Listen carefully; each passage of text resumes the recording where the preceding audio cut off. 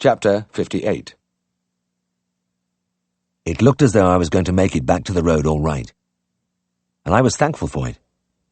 Because 7 o'clock in the morning, with the wintry dawn only just beginning to lighten the eastern rim of the moor, was no time to be digging my car out of the snow. This narrow, unfenced road skirted a high tableland, and gave onto a few lonely farms at the end of even narrower tracks.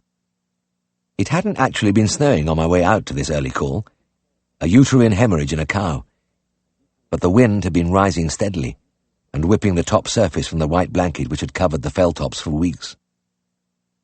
My headlights had picked out the creeping drifts, pretty, pointed fingers feeling their way inch by inch across the strip of tarmac. This was how all blocked roads began, and at the farm, as I injected Petruitrin and packed the bleeding cervix with a clean sheet, I could hear the wind buffeting the byre door, and wondered if I would win the race home. On the way back, the drifts had stopped being pretty, and lay across the road like white bolsters. But my little car had managed to cleave through them, veering crazily at times, wheels spinning, and now I could see the main road a few hundred yards ahead, reassuringly black in the pale light. But just over there on the left, a field away, was Cote House. I was treating a bullock there. He had eaten some frozen turnips, and a visit was fixed for today. I didn't fancy trailing back up here if I could avoid it, and there was a light in the kitchen window. The family were up anyway. I turned and drove down into the yard. The farmhouse door lay within a small porch, and the wind had driven the snow inside, forming a smooth 2-foot heap against the timbers. As I leant across to knock, the surface of the heap trembled a little, then began to heave. There was something in there. Something quite big. It was eerie standing in the half-light, watching the snow parting to reveal a furry body. Some creature of the wild must have strayed in, searching for warmth, but it was bigger than a fox or anything else I could think of. Just then the door opened and the light from the kitchen streamed out. Peter Trenham beckoned me inside, and his wife smiled at me from the bright interior. They were a cheerful young couple. "What's that?" I gasped, pointing at the animal which was shaking the snow vigorously from its coat. "That?" Peter grinned. "That's our Tip." "Tip, your dog? But what's he doing under a pile of snow?" "Well, just blew in on him, I reckon. That's where he sleeps, you know, just outside the back door." I stared at the farmer. "You mean he sleeps out there, out in the open, every night?" "Aye, allus. Summer and winter. But don't look at me like that, Miss Herriot. It's his own choice. The other dogs have a warm bed in the cowhouse, but Tip won't entertain it. He's 15 now, and he's been sleeping out there since he were a pup. I remember when my father was alive, he tried all ways to get our fella to sleep inside, but it was no good." I looked at the old dog in amazement. I could see him more clearly now. He wasn't the typical sheepdog type. He was bigger-boned, longer in the hair, and he projected a bursting vitality that didn't go with his 15 years. It was difficult to believe that any animal living in those bleak uplands should choose to sleep outside, and thrive on it. I had to look closely to see any sign of his great age. There was the slightest stiffness in his gait as he moved around. Perhaps a fleshless look about his head and face, and, of course, the telltale lens opacity in the depths of his eyes. But the general impression was of an unquenchable jauntiness. He shook the last of the snow from his coat, pranced jerkingly up to the farmer, and gave a couple of reedy barks. Peter Trenham laughed. "You see, he's ready to be off. He's a beggar for work, is Tip." He led the way towards the buildings, and I followed, stumbling over the frozen ruts like iron under the snow, and bending my head against the knife-like wind. It was a relief to open the byre door and escape into the sweet bovine warmth. There was a fair mixture of animals in the long building. The dairy cows took up most of the length. Then there was a few young heifers, some bullocks, and finally, in an empty stall deeply bedded with straw, the other farm dogs. The cats were there too, so it had to be warm. No animal is a better judge of comfort than a cat, and they were just visible as furry balls in the straw. They had the best place, up against the wooden partition where the warmth came through from the big animals. Tip strode confidently among his colleagues, a young dog and a bitch with 3 half-grown pups. You could see he was the boss. One of the bullocks was my patient, and he was looking a bit better. When I had seen him yesterday, his rumen, the big first stomach, had been completely static, anatonic, following an over-eager consumption of frozen turnips. He had been slightly bloated and groaning with discomfort. But today, as I leant with my ear against his left side, I could hear the beginnings of the surge and rumble of the normal rumen instead of the deathly silence of yesterday. My gastric lavage had undoubtedly tickled things up, and I felt that another of the same would just about put him right. Almost lovingly I put together the ingredients of one of my favourite treatments, long since washed away in the flood of progress. The ounce of formalin, the half-pound of common salt, the can of black treacle from the barrel, which you used to find in most cowhouses, all mixed up in a bucket with 2 gallons of hot water. I jammed the wooden gag into the bullock's mouth and buckled it behind the horns. Then, as Peter held the handles, I passed the stomach tube down into the rumen and pumped in the mixture. When I had finished, the bullock opened his eyes wide in surprise and began to paddle his hind legs. Listening again at his side, I could hear the reassuring bubblings of the stomach contents. I smiled to myself in satisfaction. It worked. It always worked. Wiping down the tube, I could hear the hiss-hiss as Peter's brother got on with the morning's milking. And as I prepared to leave, he came down the byre with a full bucket on the way to the cooler. As he passed the dog stall, he tipped a few pints of the warm milk into their dishes, and Tip strolled forward casually for his breakfast. While he was drinking, the young dog tried to push his way in, but a soundless snap from Tip's jaws missed his nose by a fraction, and he retired to another dish. I noticed, however, that the old dog made no protest as the bitch and pups joined him. The cats, black and white, tortoiseshell, tabby grey, appeared, stretching from the straw, and advanced in a watchful ring. Their turn would come. Mrs. Trenham called me in for a cup of tea, and when I came out, it was fully daylight. But the sky was a burdened grey, and the sparse trees near the house strained their bare branches against the wind, which drove in long, icy gusts over the white, empty miles of moor. It was what the Yorkshire man called a thin wind, or sometimes a lazy wind, the kind that couldn't be bothered to blow round you, but went straight through instead. It made me feel that the best place on earth was by the side of this bright fire in the farmhouse kitchen. Most people would have felt like that, but not old Tip. He was capering around as Peter loaded a flat cart with some hay bales for the young cattle in the outside barns, and as Peter shook the reins and the cob set off over the fields, he leapt onto the back of the cart. As I threw my tackle into the boot, I looked back at the old dog, legs braced against the uneven motion, tail waving, barking defiance at the cold world. I carried away the memory of Tip, who scorned the softer things and slept in what he considered the place of honour, at his master's door. A little incident like this has always been able to brighten my day. And fortunately, I have the kind of job where things of this kind happened. And sometimes it isn't even a happening, just a single luminous phrase. As when I was examining a cow one morning while its neighbour was being milked. The milker was an old man, and he was having trouble. He was sitting well into the cow, his cloth-capped head buried in her flank, the bucket gripped tightly between his knees, but the stool kept rocking about as the cow fidgeted and weaved. Twice she kicked the bucket over, and she had an additional little trick of anointing her tail with particularly liquid feces, then lashing the old man across the face with it. Finally, he could stand it no longer. Leaping to his feet, he dealt a puny blow at the cow's scraggy back and emitted an exasperated shout. "Stand still, thou shitting-out Bovril!"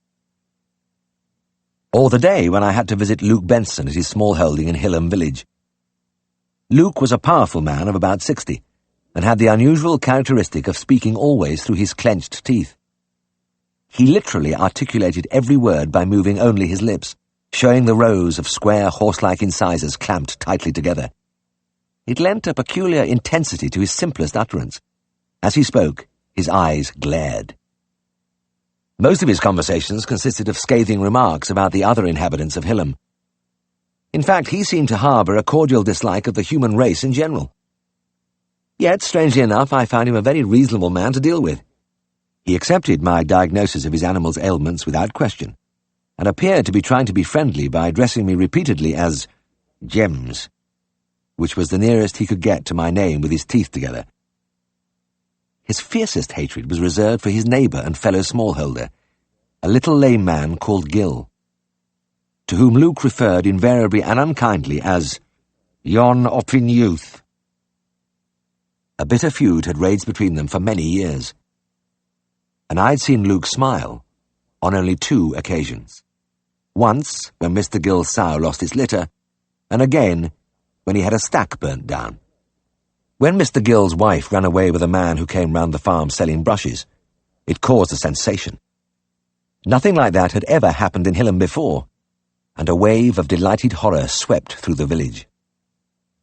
This, I thought, would be the high point of Luke Benson's life, and when I had to visit a heifer of his, I expected to find him jubilant. But Luke was gloomy. As I examined and treated his animal, he remained silent, and it wasn't until I went into the kitchen to wash my hands that he spoke.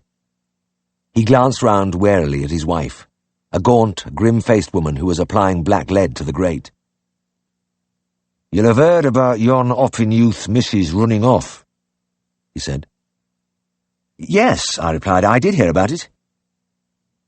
I waited for Luke to gloat, but he seemed strangely ill at ease. He fidgeted until I had finished drying my hands. Then he glared at me and bared his strong teeth.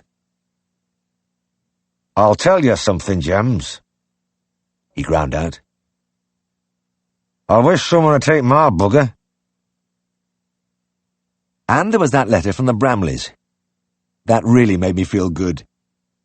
You don't find people like the Bramleys now. Radio, television, and the motor car have carried the outside world into the most isolated places, so that the simple people you used to meet on the lonely farms are rapidly becoming like people anywhere else. There are still a few left, of course. Old folk who cling to the ways of their fathers, and when I come across any of them, I like to make some excuse to sit down and talk with them and listen to the old Yorkshire words and expressions which have almost disappeared. But even in the 30s, when there were many places still untouched by the flood of progress, the Bramleys were in some ways unique. There were 4 of them. 3 brothers, all middle-aged bachelors, and an older sister, also unmarried, and their farm lay in a wide, shallow depression in the hills. You could just see the ancient tiles of Scar House through the top branches of the sheltering trees if you stood outside the pub in Drewburn village, and in the summer it was possible to drive down over the fields to the farm. I had done it a few times, the bottles in the boot jingling and crashing as the car bounced over the rig and furrow. The other approach to the place was right on the other side through Mr. Broom's stackyard, and then along a track with ruts so deep that only a tractor could negotiate it. There was, in fact, no road to the farm, but that didn't bother the Bramleys because the outside world held no great attraction for them.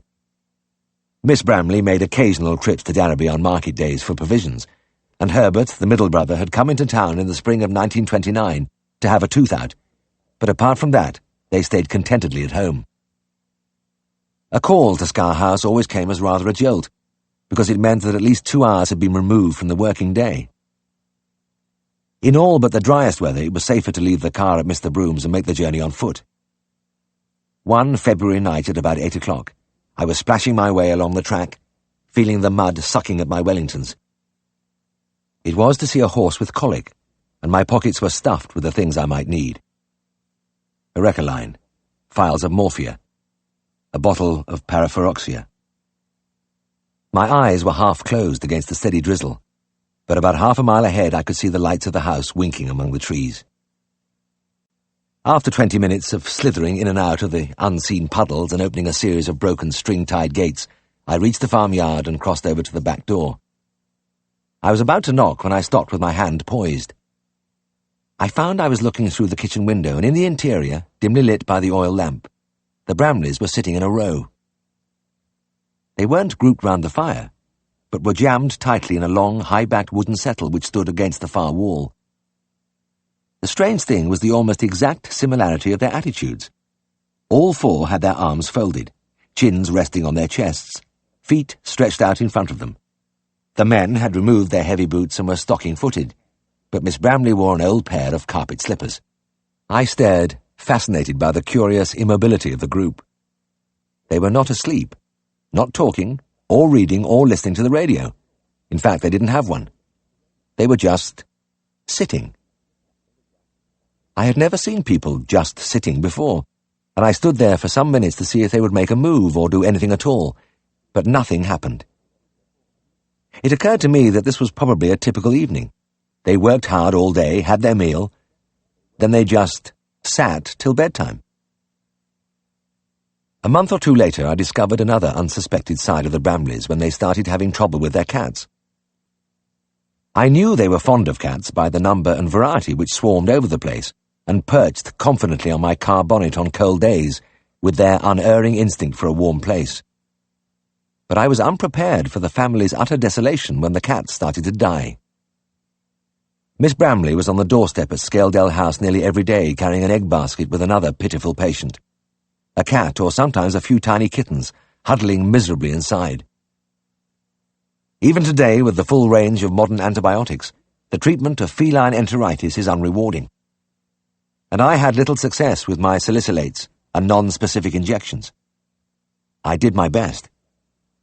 I even took some of the cats in and kept them at the surgery so that I could attend them several times a day, but the mortality rate was high. The Bramleys were stricken as they saw their cats diminishing. I was surprised at their grief because most farmers look on cats as pest killers and nothing more. But when Miss Bramley came in one morning with a fresh consignment of invalids, she was in a sorry state. She stared at me across the surgery table, and her rough fingers clasped and unclasped on the handles of the egg basket. "Is it going to go through 'em all?" she quavered.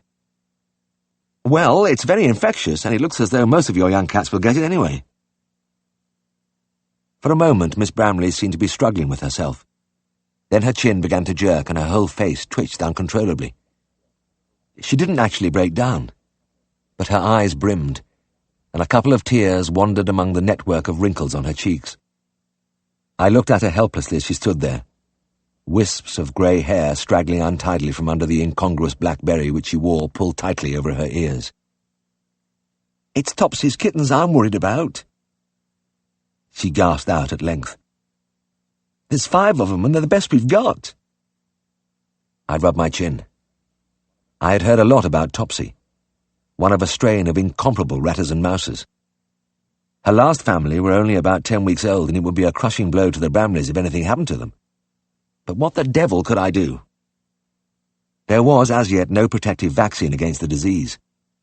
But wait a minute, was there? I remembered that I'd heard a rumour that Burroughs Wellcome were working on one.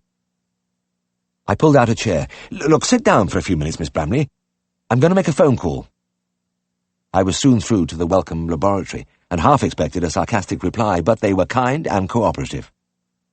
They had had encouraging results with the new vaccine, and would be glad to let me have 5 doses if I would inform them of the result. I hurried back to Miss Bramley. "I've ordered something for your kittens. I can't guarantee anything, but there's nothing else to do. Have them down here on Tuesday morning." The vaccine arrived promptly, and as I injected the tiny creatures, Miss Bramley extolled the virtues of the Topsy line.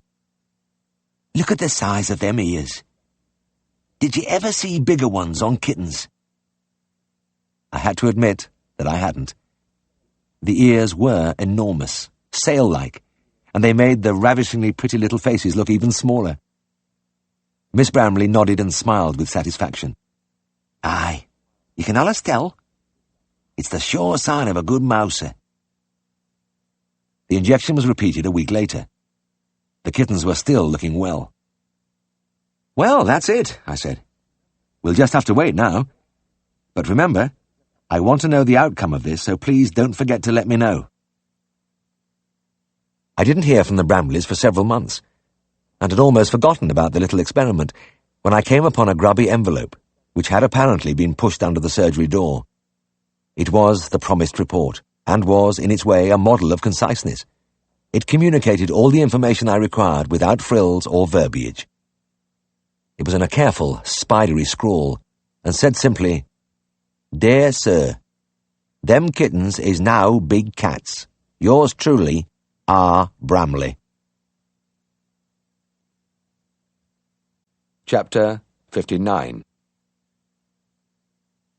As I stopped my car by the group of gypsies, I felt I was looking at something which should have been captured by a camera. The grass verge was wide on this loop of the road, and there were 5 of them squatting round the fire. It seemed like the mother and father and 3 little girls. They sat very still, regarding me blankly through the drifting smoke, while a few big snowflakes floated across the scene and settled lazily on the tangled hair of the children. Some unreal quality in the wild tableau kept me motionless in my seat, staring through the glass, forgetful of the reason for my being there. Then I wound down the window and spoke to the man. "Are you Mr. Myatt? I believe you have a sick pony." The man nodded. "Aye, that's right. He's over here." It was a strange accent with no trace of Yorkshire in it. He got up from the fire, a thin, dark-skinned, unshaven little figure, and came over to the car holding out something in his hand. It was a 10-shilling note, and I recognized it as a gesture of good faith. The gypsies who occasionally wandered into Darrowby were always regarded with a certain amount of suspicion. They came, unlike the Myatts, mainly in the summer, to camp down by the river and sell their horses, and we had been caught out once or twice before. A lot of them seemed to be called Smith, and it wasn't uncommon to go back on the second day and find that patient and owner had gone. In fact, Siegfried had shouted to me as I left the house that morning, "Get the brass if you can!" But he needn't have worried. Mr. Myatt was on the up and up. I got out of the car and followed him over the grass, past the shabby ornate caravan and the lurcher dog tied to the wheel, to where a few horses and ponies were tethered. My patient was easy to find. A handsome piebald of about 13 hands with good clean legs and a look of class about him. But he was in a sorry state. While the other animals moved around on their tethers, watching us with interest, the piebald stood as though carved from stone. Even from a distance I could tell what was wrong with him. Only acute laminitis could produce that crouching posture, and as I moved nearer I could see that all 4 feet were probably affected, because the pony had his hind feet right under his body in a desperate attempt to take his full weight on his heels. I pushed my thermometer into the rectum. "Has he been getting any extra food, Mr. Myatt?" "Aye. He getting into a bag of oats last night." The little man showed me the big half-empty sack in the back of the caravan. It was difficult to understand him, but he managed to convey that the pony had broken loose and gorged himself on the oats. And he had given him a dose of castor oil. He called it castor oil. The thermometer read 104, and the pulse was rapid and bounding. I passed my hand over the smooth, trembling hooves, feeling the abnormal heat. Then I looked at the taut face, the dilated nostrils and terrified eyes. Anybody who has had an infection under a fingernail can have an inkling of the agony a horse goes through, when the sensitive laminae of the foot are inflamed and throbbing against the unyielding wall of the hoof. "Can you get him to move?" I asked. The man caught hold of the head collar and pulled, but the pony refused to budge. I took the other side of the collar. "Come on. It's always better if they can get moving." We pulled together, and Mrs. Myatt slapped the pony's rump. He took a couple of stumbling steps, but it was as if the ground was red hot and he groaned as his feet came down. Within seconds he was crouching again with his weight on his heels. "It seems he just won't have it." I turned and went back to the car. I'd have to do what I could to give him relief, and the first thing was to get rid of as much as possible of that bellyful of oats. I fished out the bottle of erratic and gave an injection into the muscle of the neck. Then I showed the little man how to tie cloths round the hooves so that he could keep soaking them in cold water. Afterwards I stood back and looked again at the pony. He was salivating freely from the erratic, and he had cocked his tail and evacuated his bowel. But his pain was undiminished, and it would stay like that until the tremendous inflammation subsided, if it ever did. I had seen cases like this where serum had started to ooze from the coronet. That usually meant shedding of the hooves, even death. As I turned over the gloomy thoughts, the 3 little girls went up to the pony. The biggest one put her arms round his neck and laid her cheeks against his shoulder while the others stroked the shivering flanks. There were no tears, no change in the blank expressions. But it was easy to see that that pony really meant something to them. Before leaving, I handed over a bottle of tincture of aconite mixture. "Get a dose of this down him every 4 hours, Mr. Myatt, and be sure to keep putting cold water on his feet. I'll come and see him in the morning." I closed the car door and looked through the window again, at the slow rising smoke, the drifting snowflakes, and the 3 children with their ragged dresses and uncombed hair still stroking the pony. "Well, you got the brass, James," Siegfried said at lunch, carelessly stuffing the 10-shilling note into a bulging pocket. "What was the trouble?" "Worst case of laminitis I've ever seen. Couldn't move the pony at all, and he's going through hell. I've done the usual things, but I'm pretty sure they aren't going to be enough." "Not a very bright prognosis, then?" "Really black. Even if he gets over the acute stage, he'll have deformed feet, I'd like to bet. Grooved hooves, dropped soles, the lot. And he's a grand little animal, lovely piebald. I wish to God there was something else I could do." Siegfried sawed 2 thick slices of the cold mutton and dropped them on my plate. He looked thoughtfully at me for a moment. "You've been a little distrait since you came back." "These are rotten jobs, I know, but it's no good worrying." "Oh, I'm not worrying exactly, but I just can't get it off my mind. Maybe it's those people. I mean, the Myatts. They were something new to me, right out of the world. And the 3 raggedy little girls absolutely crazy about that pony. They aren't going to like it at all." As Siegfried chewed his mutton, I could see the old glint coming into his eyes. It showed when the talk had anything to do with horses. I knew he wouldn't push in, but he was waiting for me to make the first move. I made it. "Look, I wish you'd come along and have a look with me. Maybe there's something you could suggest." "Do you think there could be?" Siegfried put down his knife and fork and stared in front of him for a few seconds, then turned to me. "You know, James, there just might be. Quite obviously this is a right pig of a case, and the ordinary remedies aren't going to do any good. We have to pull something out of the bag, and I've got an idea. There's just one thing," he gave a crooked smile. "You may not like it." "Oh, don't bother about me," I said. "You're the horseman. If you can help this pony, I don't care what you do." "Right. Eat up then, and we'll go into action together." We finished our meal, and he led me through to the instrument room. I was surprised when he opened the cupboard where old Mr. Grant's instruments were kept. It was a kind of museum. When Siegfried had bought the practice from the old vet who had worked on into his 80s, these instruments had come with it, and they lay there in rows, unused but undisturbed.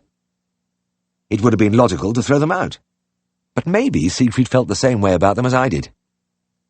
The polished wooden boxes of shining, odd-shaped scalpels, the anema pumps and douches with their perished rubber and brass fittings, the Seton needles, the ancient firing irons, they were a silent testament to 60 years of struggle.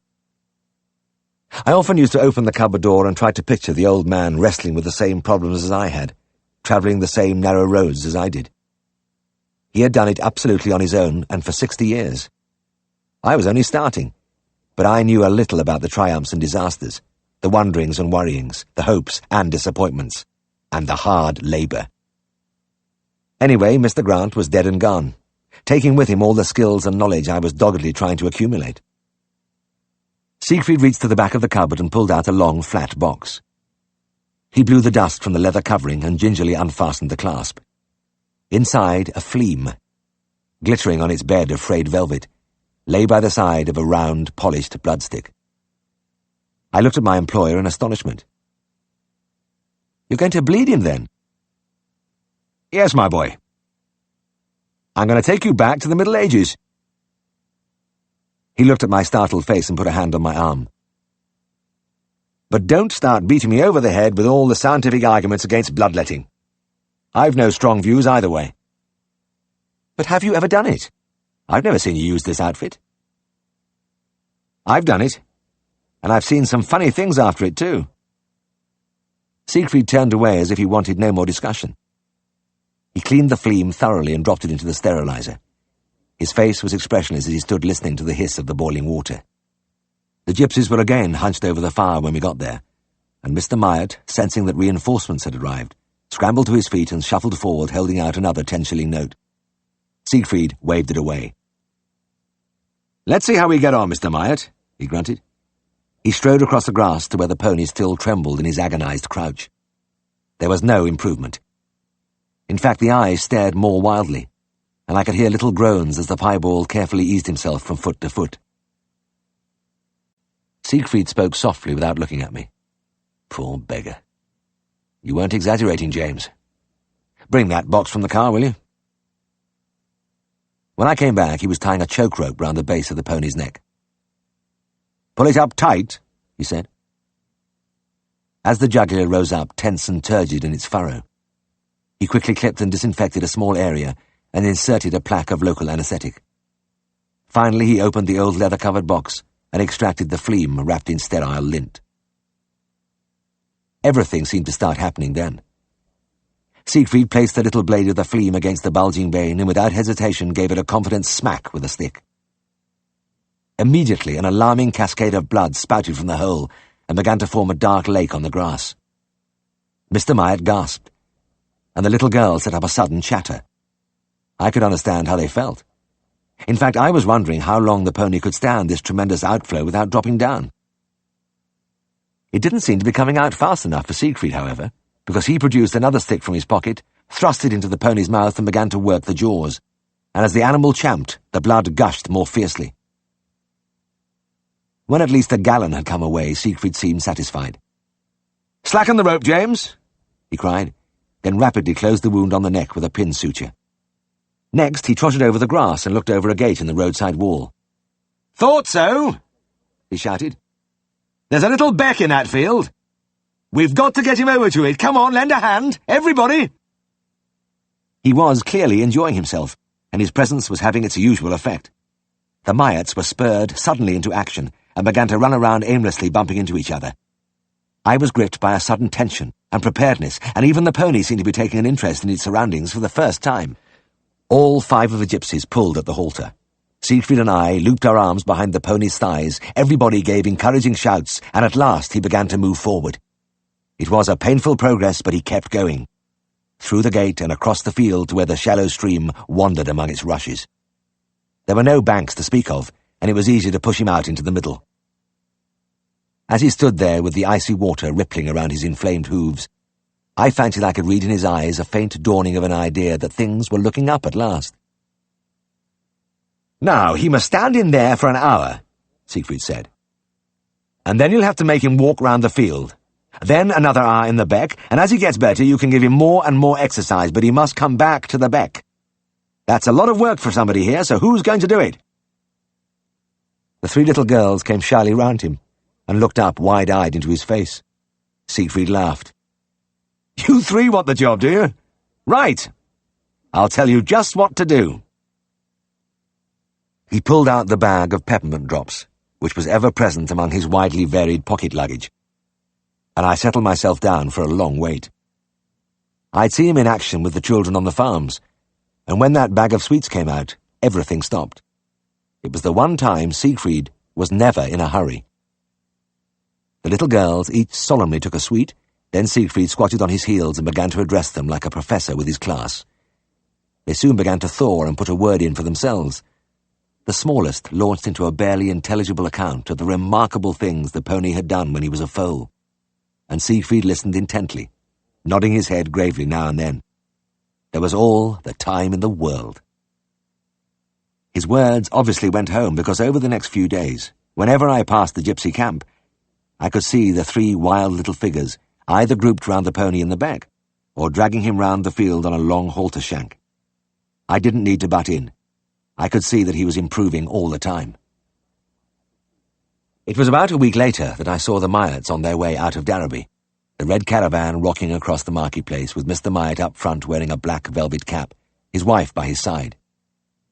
Tethered to various parts of the caravan, the family of horses clopped along, and right at the rear was the piebald, a bit stiff perhaps, but going very well. He'd be all right.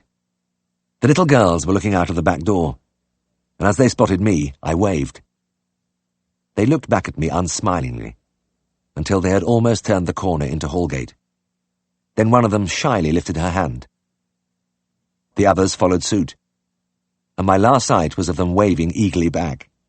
I strolled into the drovers and took a thoughtful half-pint into a corner. Siegfried had done the trick there all right. But I was wondering what to make of it, because in veterinary practice it's difficult to draw a definite conclusion even after spectacular results. Was it my imagination, or did that pony seem to feel relief almost immediately after the bloodletting? Would we ever have got him moving without it? Was it really the right thing in these cases to bash a hole in the jugular and release about a bucketful of the precious fluid? I still don't have the answers, because I never dared to try it for myself. Chapter 60. Could Mr. Herriot see my dog, please? Familiar enough words coming from the waiting room, but it was the voice that brought me to a slithering halt just beyond the door. It couldn't be. No, of course it couldn't, but it sounded just like Helen. I tiptoed back and applied my eye without hesitation to the crack in the door. Tristan was standing there, looking down at somebody just beyond my range of vision. All I could see was a hand resting on the head of a patient sheepdog, the hem of a tweed skirt, and 2 silk-stockinged legs. They were nice legs, not skinny, and could easily belong to a big girl like Helen. My cogitations were cut short, as a head bent over to speak to the dog, and I had a close-up in profile of the small, straight nose and the dark hair falling across the milky smoothness of the cheek.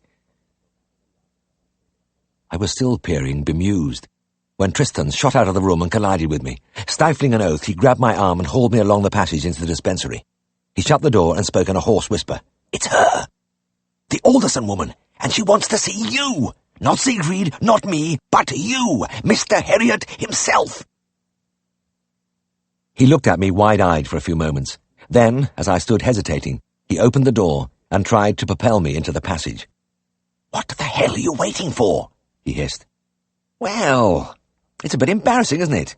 After that dance, I mean. Last time she saw me, I was a lovely sight. So pie-eyed I couldn't even speak." Tristan struck his forehead with his hand. "God help us!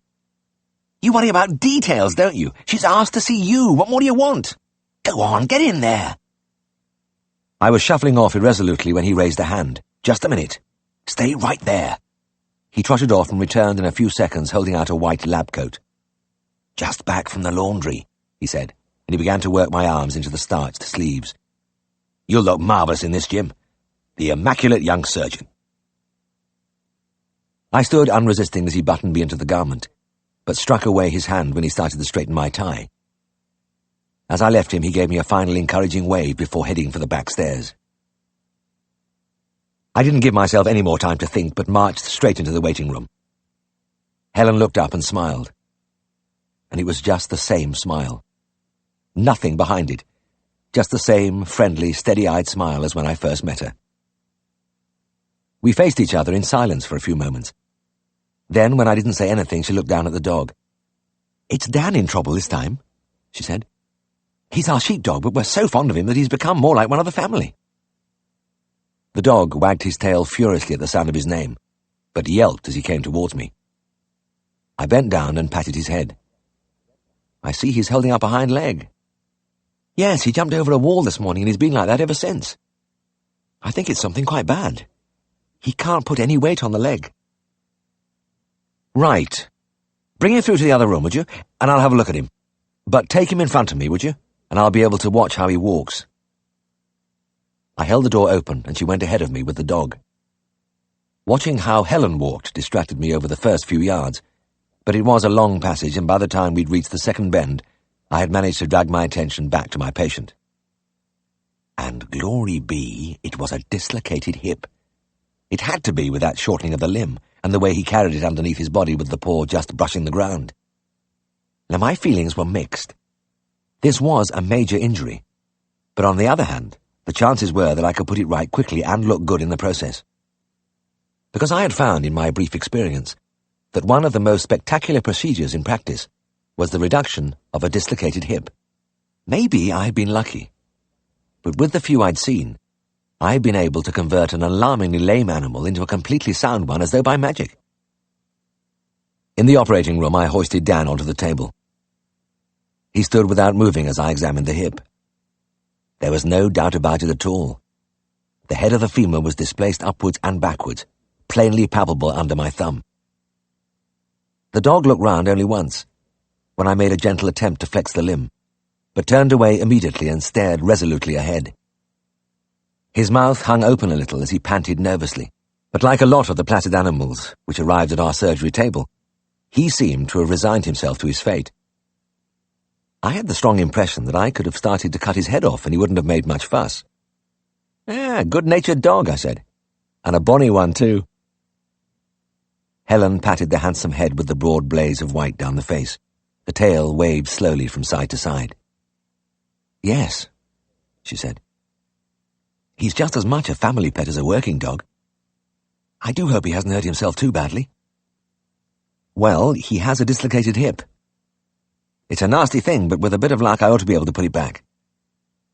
What happens if it won't go back? Well, he'd have to form a false joint up there. He'd be very lame for several weeks and probably always have a slightly short leg. Oh dear, I wouldn't like that, Helen said. Do you think he'll be all right?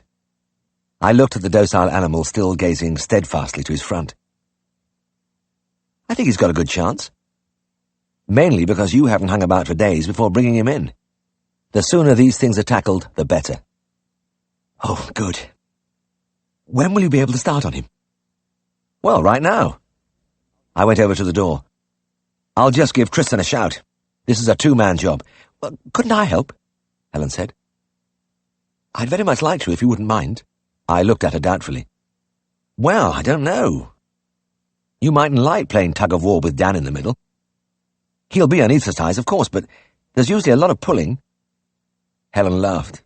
Oh, I'm quite strong, and not a bit squeamish. I'm used to animals, you know, and I like working with them. Right, I said. Slip on this spare coat and we'll begin.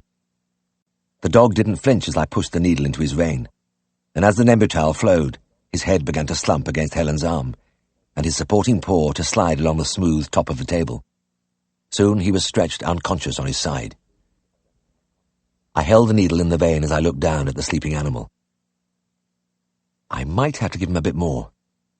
They have to be pretty deep to overcome the muscular resistance. Another cc and Dan was as limp as any rag doll. I took hold of the affected leg and spoke across the table. I want you to link your hands underneath his thigh and try to hold him there when I pull. Okay? Here we go then. It takes a surprising amount of force to pull the head of a displaced femur over the rim of the acetabulum. I kept up a steady traction with my right hand, pressing on the head part of the femur at the same time with my left. Helen did her part efficiently, leaning back against the pull, her lips pushed forward in a little pout of concentration. I suppose there must be a foolproof way of doing this job, a method which works the very first time. I have never been able to find it. Success has always come to me only after a fairly long period of trial and error, and it was the same today. I tried all sorts of angles, rotations, and twists on the flaccid limb, trying not to think of how it would look if this just happened to be the one I couldn't put back. I was wondering what Helen, still hanging on determinedly to her end, must be thinking of this wrestling match when I heard the muffled click. It was a sweet and welcomed sound. I flexed the hip joint once or twice. No resistance at all now. The femoral head was once more riding smoothly in its socket. Well, that's it, I said. Hope it stays put. We'll have to keep our fingers crossed. The odd one does pop out again, but I've got a feeling this one's going to be all right. Helen ran her hand over the silky ears and neck of the sleeping dog. Poor old Dan. He wouldn't have jumped over that wall this morning if he'd known what was in store for him. How long will it be before he comes round? Oh, well, he'll be out for the rest of the day. When he starts to wake up tonight, I want you to be around to steady him in case he falls and puts the thing out again. Perhaps you'd give me a ring. I'd like to know how things are. I gathered Dan up in my arms, and I was carrying him along the passage, staggering under his weight, when I met Mrs. Hall. She was carrying a tray with 2 cups. I was just having a drink of tea, Mr. Herriot, she said. I thought you and the young lady might fancy a cup. I looked at her narrowly. This was unusual. Was it possible she'd joined Tristan in playing Cupid? But the broad, dark-skinned face was as unemotional as ever. It told me nothing. Well, thanks very much, Mrs. Hall. I'll just put this dog outside first." I went out and settled down on the back seat of Helen's car. With only his eyes and nose sticking out from under a blanket, he looked at peace with the world. Helen was already sitting with a cup in her lap, and I thought of the other time I'd drunk tea in this room with a girl, on the day I had arrived in Derby. She had been one of Siegfried's followers and surely the toughest of them all. This was a lot different. During the struggle in the operating room, I had been able to observe Helen at close range, and I had discovered that her mouth turned up markedly at the corners, as though she was just going to smile, or had just been smiling. Also that the deep, warm blue of the eyes under the smoothly arching brows made a dizzying partnership with the rich, black brown of her hair. And this time the conversation didn't lag. Maybe it was because I was on my own ground. Perhaps I never really felt at ease unless there was a sick animal involved somewhere. But at any rate, I found myself prattling effortlessly just as I had done up on that hill when we'd first met. Mrs. Hall's teapot was empty and the last of the biscuits gone before I finally saw Helen off and started on my round. The same feeling of easy confidence was on me that night, when I heard her voice on the phone. "Dan is up and walking about," she said. "He's still a bit wobbly, but he's perfectly sound on that leg." "Oh, that's great. He's got the first stage over. I think everything's going to be fine." There was a pause at the other end of the line. Then, "Thank you so much for what you've done. We were terribly worried about him, especially my young brother and sister. We're very grateful." "Not at all. I'm delighted too. He's a grand dog." I hesitated for a moment. It had to be now. "Oh, you remember we were talking about Scotland today? Well, I was passing the plaza this afternoon and I see they're showing a film about the Hebrides. I wondered if perhaps, well, you might like to come and see it with me." Another pause and my heart did a quick thud-thud. "All right," Helen said. "Yes, I'd like that." "When?" "Friday night." "Well, thank you. Goodbye till then." I replaced the receiver with a trembling hand. Why did I make such heavy weather of these things? But it didn't matter. I was back in business. Chapter 61. Rheumatism is a terrible thing in a dog. It is painful enough in humans, but an acute attack can reduce an otherwise healthy dog to terrified, screaming immobility. Very muscular animals suffered most, and I went carefully as my fingers explored the bulging triceps and gluteals of the little Staffordshire Bull Terrier. Normally a tough little fellow, afraid of nothing, friendly, leaping high in an attempt to lick people's faces, but today, rigid, trembling, staring anxiously in front of him. Even to turn his head a little brought a shrill howl of agony. Mercifully, it was something you could put right, and quickly too. I pulled the Novalgin into the syringe and injected it rapidly. The little dog, oblivious to everything but the knife-like stabbing of the rheumatism, did not stir at the prick of the needle. I counted out some salicylate tablets into a box, wrote the directions on the lid, and handed the box to the owner. "Give him one of these as soon as the injection has eased him, Mr. Taverner. Then repeat in about 4 hours. I'm pretty sure he'll be greatly improved by then." Mrs. Taverner snatched the box away as her husband began to read the directions.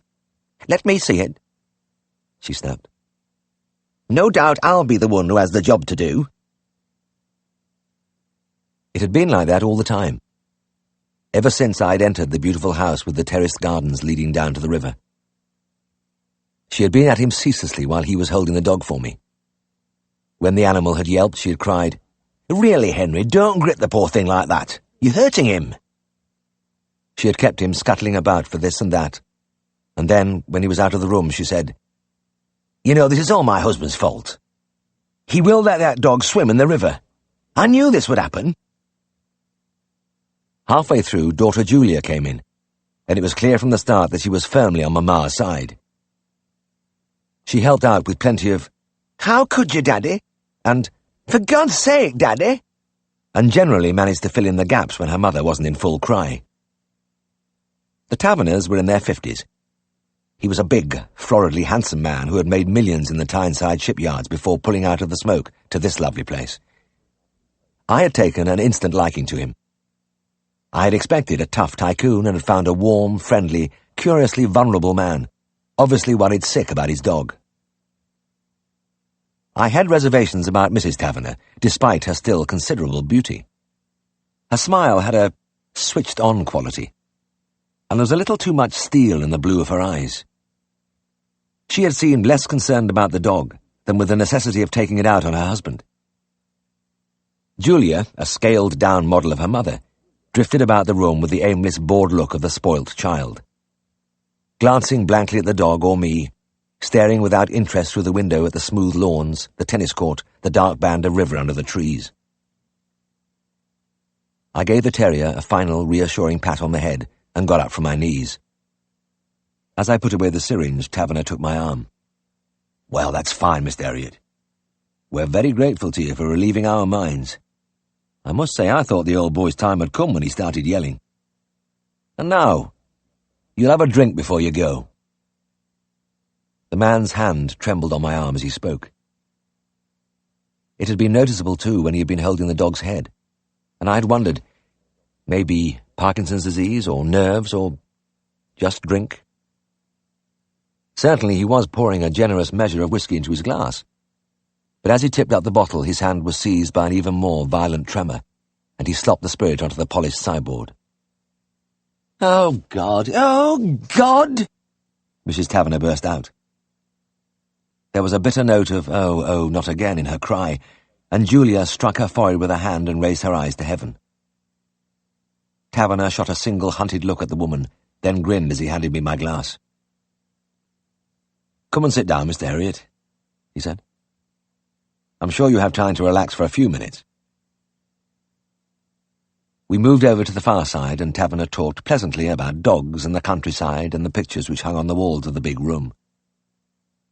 Those pictures were noted in the district.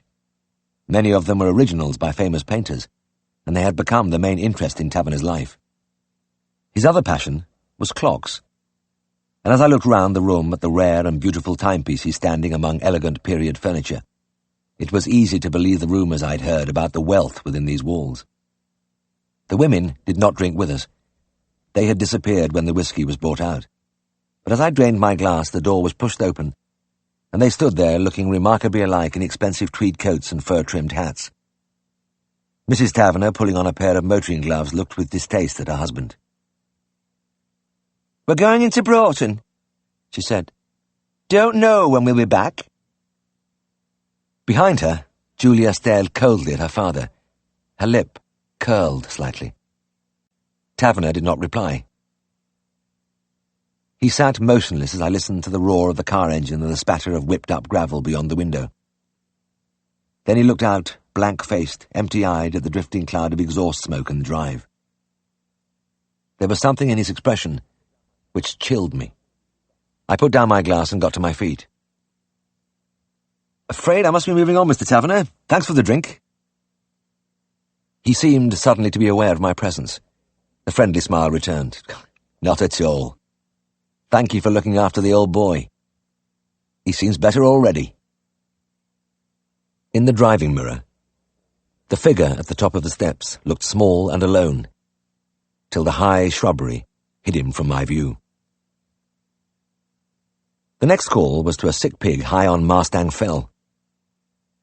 The road took me at first along a fertile valley floor, winding under the riverside trees past substantial farmhouses and rich pastures. But as the car left the road and headed up a steep track, the country began to change. The transition was almost violent as the trees and the bushes thinned out and gave way to the bare, rocky hillside and the miles of limestone walls. And though the valley had been rich with the fresh green of the new leaves, up here the buds were unopened, and the naked branches stretched against the sky still had the look of winter. Tim Alton's farm lay at the top of the track, and as I pulled up at the gate I wondered, as I always did, how the man could scrape a living from those few harsh acres with the grass flattened and yellowed by the wind which always blew. At any rate, many generations had accomplished the miracle, and had lived and struggled and died in that house, with its outbuildings crouching in the lee of a group of stunted, wind-bent trees, its massive stones crumbling under 3 centuries of fierce weathering. Why should anybody want to build a farm in such a place? I turned as I opened the gate and looked back at the track, threading between the walls, down and down, to where the white stones of the river glittered in the spring sunshine. Maybe the builder had stood here and looked across the green vastness and breathed in the cold, sweet air and thought it was enough. I saw Tim Alton coming across the yard.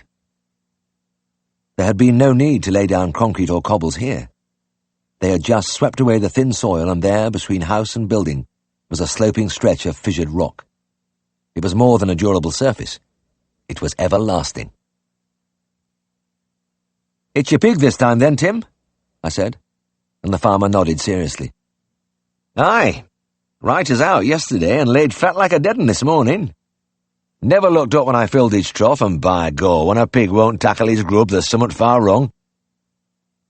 Tim dug his hands inside the broad leather belt which encircled his oversized trousers, and which always seemed to be about to nip his narrow frame in two, and led the way gloomily into the sty. Despite the bitter poverty of his existence, he was a man who took misfortune cheerfully. I had never seen him look like this, and I thought I knew the reason. There is something personal about the family pig. Smallholders like Tim Alton made their meagre living from a few cows. They sold their milk to the big dairies or made butter. And they killed a pig or two each year and cured it themselves for home consumption. On the poorer places, it seemed to me that they ate little else. Whatever meal I happened to stumble in on, the cooking smell was always the same: roasting fat bacon. It appeared to be a matter of pride to make the pig as fat as possible.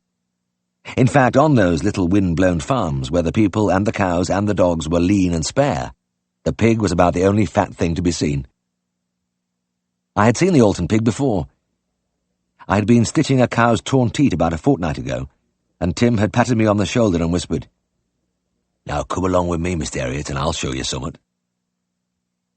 We had looked into the sty at a 25-stone monster, effortlessly emptying a huge trough of wet meal. I could remember the pride in the farmer's eyes, and the way he listened to the smacking and slobbering as if to great music. It was different today. The pig looked, if possible, even more enormous as it lay on its side, eyes closed, filling the entire floor of the sty like a beached whale. Tim splashed a stick among the untouched meal in the trough and made encouraging noises, but the animal never stirred. The farmer looked at me with haggard eyes. "He's bad, Mr. Herriot. It's serious, whatever it is." I had been taking the temperature, and when I read the thermometer, I whistled. 107. That's some fever. The colour drained from Tim's face. "Oh, hell. 107? Well, it's hopeless, then."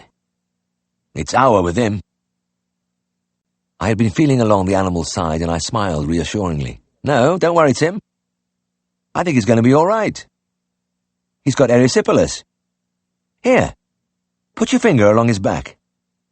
Now, you can feel a lot of flat swellings on his skin. Well, those are the diamonds.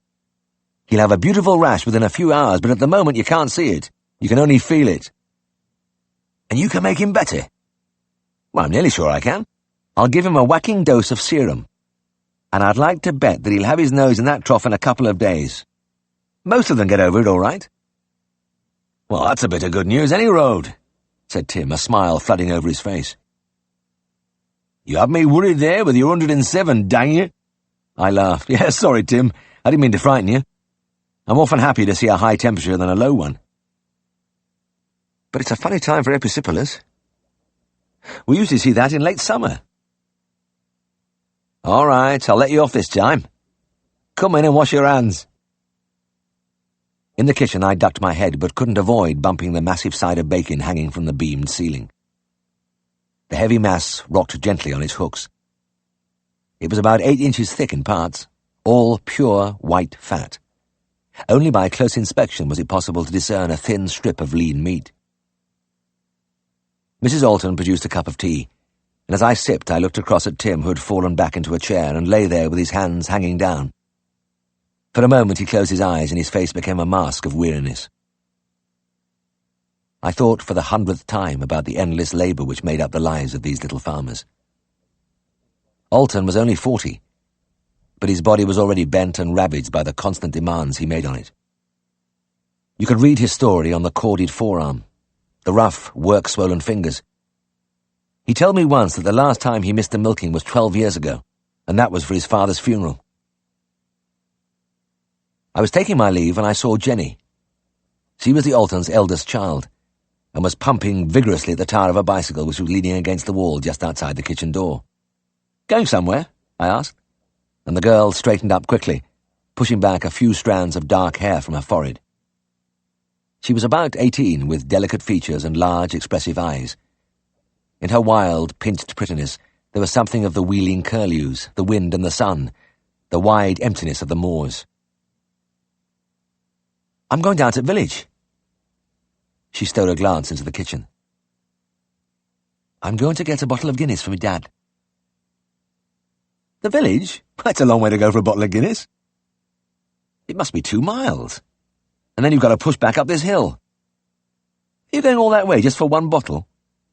"Aye, just one," she whispered, counting out a sixpence and some coppers into her palm with calm absorption. "Dad's been up all night waiting for a heifer to calve. He's tired out. I won't be long, and he can have his Guinness with his dinner. That's what he likes." She looked up at me conspiratorially. "It'll be a surprise for him." As she spoke, her father, still sprawled in the chair, turned his head and looked at her. He smiled, and for a moment I saw a serenity in the steady eyes, a nobility in the seamed face. Jenny looked at him for a few seconds, a happy, secret look from under her lowered brows. Then she turned quickly, mounted her bicycle, and began to pedal down the track at surprising speed. I followed her more slowly, the car in second gear, bumping and swaying over the stones. I stared straight ahead, lost in thought. I couldn't stop my mind roaming between the 2 houses I'd visited, between the gracious mansion by the river and the crumbling farmhouse I'd just left. From Henry Taverner, with his beautiful clothes, his well-kept hands, his rows of books and pictures and clocks, to Tim Alton with his worn, chest-high trousers nipped in by that great belt, his daily, monthly, yearly grind to stay alive on that unrelenting hilltop. But I kept coming back to the daughters, to the contempt in Julia Taverner's eyes when she looked at her father, and the shining tenderness in Jenny Alton's. It wasn't so easy to work out as it seemed. In fact, it became increasingly difficult to decide who was getting the most out of their different lives. But as I guided the car over the last few yards of the track and pulled onto the smooth tarmac of the road, it came to me with unexpected clarity. Taking it all in all, if I had the choice to make, I'd settle for the Guinness. Chapter 62. Tristan was unpacking the UCMs. These bottles contained a rich red fluid which constituted our last line of defense in the battle with animal disease. Its full name, Universal Cattle Medicine, was proclaimed on the label in big black type, and underneath it pointed out that it was highly efficacious for coughs, chills, scours, gargit, milk fever, pneumonia, felon, and bloat. It finished off on a confident note, with the assurance, "never fails to give relief." And we had read the label so often that we half believed it. It was a pity it didn't do any good, because there was something compelling about its ruby depths when you held it up to the light, and about the solid camphor ammonia jolt when you sniffed at it, and which made the farmers blink and shake their heads and say, "By God, that's powerful stuff," with deep respect. But our specific remedies were so few and the possibilities of error so plentiful that it was comforting in cases of doubt to be able to hand over a bottle of the old standby. Whenever an entry of Siegfried's or mine appeared in the daybook stating, "Visit attend cow, advice 1 UCM," it was a pretty fair bet we didn't know what was wrong with the animal. The bottles were tall and shapely, and they came in elegant white cartons, so much more impressive than the unobtrusive containers of the antibiotics and steroids which we use today. Tristan was lifting them out of the tea chest and stacking them on the shelves in deep rows. When he saw me, he ceased his labours, sat on the chest and pulled out a packet of Woodbines. He lit one, pulled the smoke a long way down, then fixed me with a non-committal stare. "You're taking her to the pictures, then?" Feeling vaguely uneasy under his eye, I tipped a pocketful of assorted empties into a wastebasket. Yes, that's right. In about an hour." He narrowed his eyes against the slowly escaping smoke. "Oh, I see." "Well, what are you looking like that for?" I said defensively. "Anything wrong with going to the pictures?" No, nothing at all, Jim, nothing. A very wholesome pursuit." "But you don't think I should be taking Helen there?" "Well, I never said that. No, I'm sure you will have a very nice time. It's just that—" He scratched his head. "I thought you might have gone in for something a bit more, well, enterprising." I gave a bitter laugh. "Ha, look! I tried enterprise at the Reniston. Look, I'm not blaming you, Tris. You meant well. But as you know, it was a complete shambles. I just don't want anything to go wrong tonight. I'm playing safe." "Well, I won't argue with you there," Tristan said. "You couldn't get much safer than the Darrowby Plaza." And later, shivering in the tub in the vast, draughty bathroom, I couldn't keep out the thought that Tristan was right. Taking Helen to the local cinema was a form of cowardice. A shrinking away from reality into what I hoped would be safe, dark intimacy. But as I towelled myself, hopping about to keep warm, and looking out through the fringe of wisteria in the darkening garden, there was comfort in the thought that it was another beginning, even though a small one. And as I closed the door of Skeldale House and looked along the street to where the first lights of the shops beckoned in the dusk, I felt a lifting of the heart. It was as though a breath from the nearby hills had touched me. A fleeting fragrance which said winter had gone. It was still cold. Well, it was always cold in Darrowby until well into May. But the promise was there, of sunshine and warm grass and softer days. You have to look closely or you could easily miss the plaza, tucked as it was between Pickerskill's the ironmongers and Howarth's the chemist. There had never been much attempt at grandeur in its architecture, and the entrance was hardly wider than the average shop front. But what puzzled me as I approached was that the place was in darkness. I was in good time, but the show was due to start in 10 minutes or so, and there was no sign of life. I hadn't dared tell Tristan that my precautions had extended as far as arranging to meet Helen here. With a car like mine, there was always an element of doubt about arriving anywhere in time, or indeed at all, and I'd thought it prudent to eliminate all transport hazards. Meet you outside the cinema. My God, it wasn't very bright, was it? It took me back to my childhood, to the very first time I had taken a girl out. I was just 14, and on my way to meet her, I tendered my only half-crown to a bloody-minded Glasgow tram conductor and asked him for a penny fare. He vented his spleen on me by ransacking his bag and giving me my change entirely in halfpennies. So, when the cinema queue reached the pay box, I had to stand there with my little partner and everybody else watching, while I paid for our shilling tickets with great handfuls of copper. The shame of it left a scar. It was another 4 years before I took out a girl again. But the black thoughts were dispelled when I saw Helen picking her way across the marketplace cobbles. She smiled and waved cheerfully to me as if being taken to the Darrowby was the biggest treat a girl could wish for. And when she came right up to me, there was a soft flush on her cheeks and her eyes were bright. Everything was suddenly absolutely right. I felt a surging conviction that this was going to be a good night. Nothing was going to spoil it. After we had said hello, she told me that Dan was running about like a puppy with no trace of a limp, and the news was another wave on the high tide of my euphoria. The only thing that troubled me was the blank, uninhabited appearance of the cinema entrance. "Strange there's nobody here," I said. "It's nearly starting time. I suppose the place is open." "Must be," said Helen. "It's open every night but Sunday. Anyway, I'm sure these people are waiting too." I looked round. There was no queue as such, but little groups were standing here and there.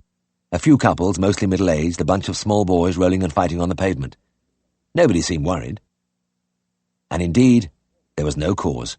Exactly 2 minutes before the picture was due to start, a figure in a Macintosh coat pedalled furiously round the corner of the street, head down, legs pistoning, the bicycle lying over at a perilous angle with the ground. He came to a screeching halt outside the entrance, inserted a key in the lock and threw wide the doors. Reaching inside, he flicked a switch, and a single neon strip flickered fitfully above our heads and went out. He did this a few times, and it seemed bent on mischief till he stood on tiptoe and beat it into submission with a masterful blow of his fist. Then he whipped off the mackintosh, revealing faultless evening dress. The manager had arrived. While this was going on, a very fat lady appeared from nowhere and wedged herself into the pay box. The show was ready to roll. We all began to shuffle inside. The little boys put down their ninepences and punched each other as they passed through the curtain into the stalls, while the rest of us proceeded decorously upstairs to the 1 and 6 seats in the balcony. The manager, his white shirt front and silk lapels gleaming, smiled and bowed with great courtesy as we passed. We paused at a row of pegs at the top of the stairs while some people hung up their coats. I was surprised to see Maggie Robinson, the blacksmith's daughter, there, taking the tickets, and she appeared to be intrigued by the sight of us. She simpered and giggled, darted glances at Helen, and did everything but dig me in the ribs. Finally, she parted the curtain, and we went inside. It struck me immediately that the management were determined that their patrons wouldn't feel cold, because if it hadn't been for the all-pervading smell of old sofas, we might have been plunging into a tropical jungle. Maggie steered us through the stifling heat to our places, and as I sat down, I noticed there was no arm between the 2 seats. "Them's the courting seats," she blurted out, and fled with her hand to her mouth. The lights were still on, and I looked around the tiny balcony. There were only about a dozen people, dotted here and there, sitting in patient silence under the plain, distempered walls. By the side of the screen, the hands of a clock stood resolutely at 4:20. But he was all right sitting there with Helen. I felt fine, except for a tendency to gasp like a goldfish in the airless atmosphere. I was settling down cosily when a little man seated in front of us with his wife turned round slowly. The mouth in the haggard face was pursed grimly, and he fixed his eyes on mine in a long, challenging stare. We faced each other for several silent moments before he finally spoke. "She's dead," he said. A thrill of horror shot through me. "Dead?" "Aye, she is. She's dead." He dragged the word out slowly with a kind of mournful satisfaction, while his eyes still stared into mine. I swallowed a couple of times. "Well, I'm sorry to hear that. I'm truly sorry." He nodded grimly and continued to regard me with a peculiar intensity, as though he expected me to say more. Then, with apparent reluctance, he turned away and settled in his seat. I looked helplessly at the rigid back, at the square, narrow shoulders muffled in a heavy overcoat. Who in God's name was this? And what was he talking about? I knew the face from somewhere. It must be a client. And what was dead? Cow? Ewe? Sow? My mind began to race over the cases I had seen during the past week, but that face didn't seem to fit in anywhere. Helen was looking at me questioningly, and I managed a wan smile. But the spell was shattered. I started to say something to her when the little man began to turn again with menacing deliberation. He fixed me once more with a hostile glare. "I don't think there was ever aught wrong with her stomach," he declared. "Oh, you don't, eh?" "No, young man, I don't." He dragged his eyes unwillingly from my face and turned towards the screen again.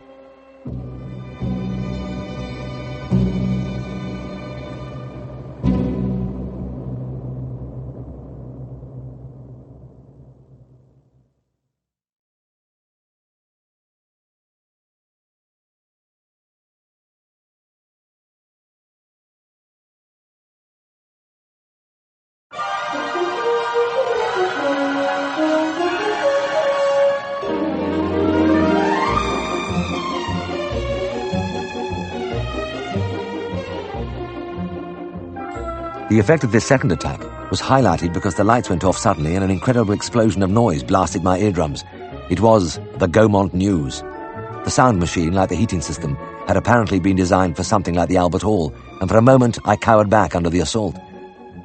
As a voice bellowed the details of fortnight-old events, I closed my eyes and tried again to place the man in front of me. I often had trouble identifying people outside their usual environment, and had once discussed the problem with Siegfried. He had been airy. "Well, there's an easy way, James. Just ask them how they spell their names. You'll have no trouble at all."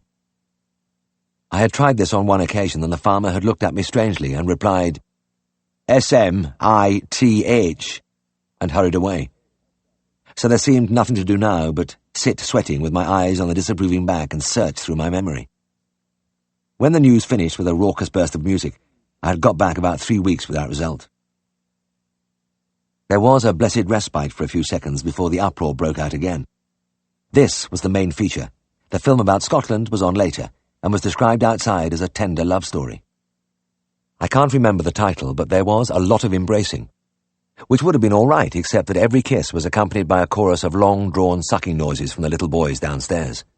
The less romantic, blue raspberries. And all the time, it got hotter. I opened my jacket wide and unbuttoned my shirt collar, but I was beginning to feel decidedly light-headed. The little man in front, still huddled in his heavy overcoat, seemed unperturbed. Twice the projector broke down, and we stared for several minutes at a blank screen while a storm of whistling and stamping came up from the stalls. Maggie Robinson, standing in the dim light by the curtain, still appeared to be fascinated by the sight of Helen and me. Whenever I looked up, I found her eyes fixed upon us with a knowing leer. About halfway through the film, however, her concentration was disturbed by a commotion on the other side of the curtain, and she was suddenly brushed aside as a large form burst through. With a feeling of disbelief, I recognized Gobber Newhouse. I had had previous experience of his disregard of the licensing laws, and it was clear he'd been at it again. He spent most afternoons in the back rooms of the local pubs, and here he was, come to relax after a rough session.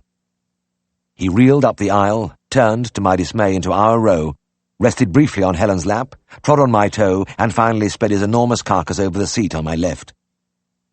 Fortunately, it was another courting seat with no central arm to get in his way, but for all that he had great difficulty in finding a comfortable position. He heaved and squirmed about, and the wheezing and snuffling and grunting in the darkness might have come from a pen of bacon pigs. But at last he found a spot, and with a final cavernous belch, composed himself for slumber. The tender love story never did have much of a chance, but Gobber sounded its death knell. With his snores reverberating in my ear, and a dense pall of stale beer drifting over me, I was unable to appreciate any of the delicate nuances. It was a relief when the last close-up came to an end and the lights went up. I was a bit worried about Helen. I had noticed as the evening wore on that her lips had a tendency to twitch occasionally, and now and then she drew her brows down in a deep frown. I wondered if she was upset, but Maggie appeared providentially with a tray round her neck and stood over us, still leering, while I purchased 2 chocolate ices. I had taken only one bite when I noticed a stirring under the overcoat in front of me. The little man was returning to the attack. The eyes staring from the grim mask were as chilling as ever. "I knew," he said, "right from the start that you were on the wrong track." "Oh, is that so?" "Aye, I've been among beasts for 50 years, and they never go on like that when it's the stomach." "Don't they?" "Well, you're probably right." The little man twisted higher in his seat, and for a moment I thought he was going to climb over at me. He raised a forefinger. "For one thing, a beast with a bad stomach is allus hard in its muck." "Oh, I see." "And if you think back, this one's muck was soft. Real soft." Yes, quite," I said hastily, glancing across at Helen. This was great. Just what I needed to complete the romantic atmosphere. He sniffed and turned away, and once again, as if the whole thing had been stage-managed, we were plunged into blackness and the noise blasted out again. I was lying back, quivering, when it came through to me that something was wrong. What was this strident Western music? Then the title flashed on the screen. Arizona Guns. I turned to Helen in alarm. "What's going on? This is supposed to be the Scottish film, isn't it? The one we came to see?"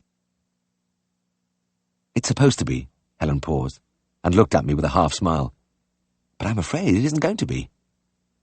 The thing is, they often change the supporting film without warning. Nobody seems to mind." I slumped wearily in my seat. Well, I had done it again. No dance at the Reniston, wrong picture tonight. I was a genius in my own way. "Oh, I'm sorry," I said. "I hope you don't mind too much." She shook her head. Not a bit. Anyway, let's give this one a chance. It may be all right. But as the ancient horse opera crackled out its cliché-ridden message, I gave up hope. This was going to be another of those evenings. I watched apathetically as the posse galloped for the fourth time past the same piece of rock, and I was totally unprepared for the deafening fusillade of shots which rang out. It made me jump, and it even roused Gobber from his sleep. "Hello, hello, hello!" he bawled, jerking upright and thrashing around him with his arms. A backhander on the side of the head drove me violently against Helen's shoulder, and I was beginning to apologize when I saw that her twitching and frowning had come on again. But this time, it spread, and her whole face seemed to break up. She began to laugh, silently and helplessly.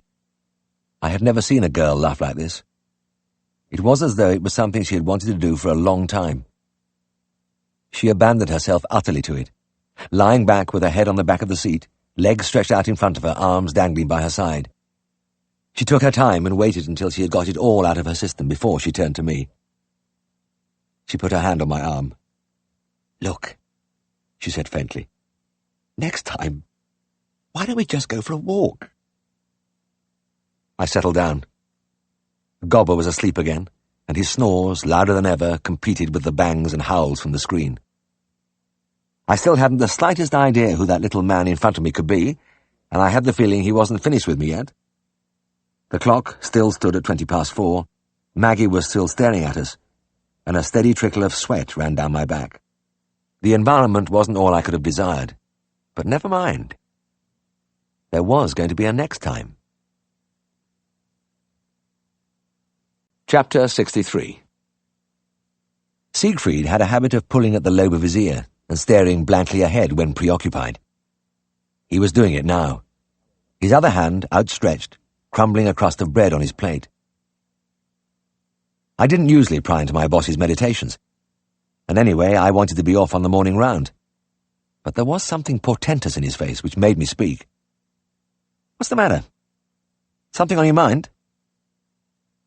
Siegfried turned his head slowly and his eyes glared sightlessly for a few moments, until recognition dawned.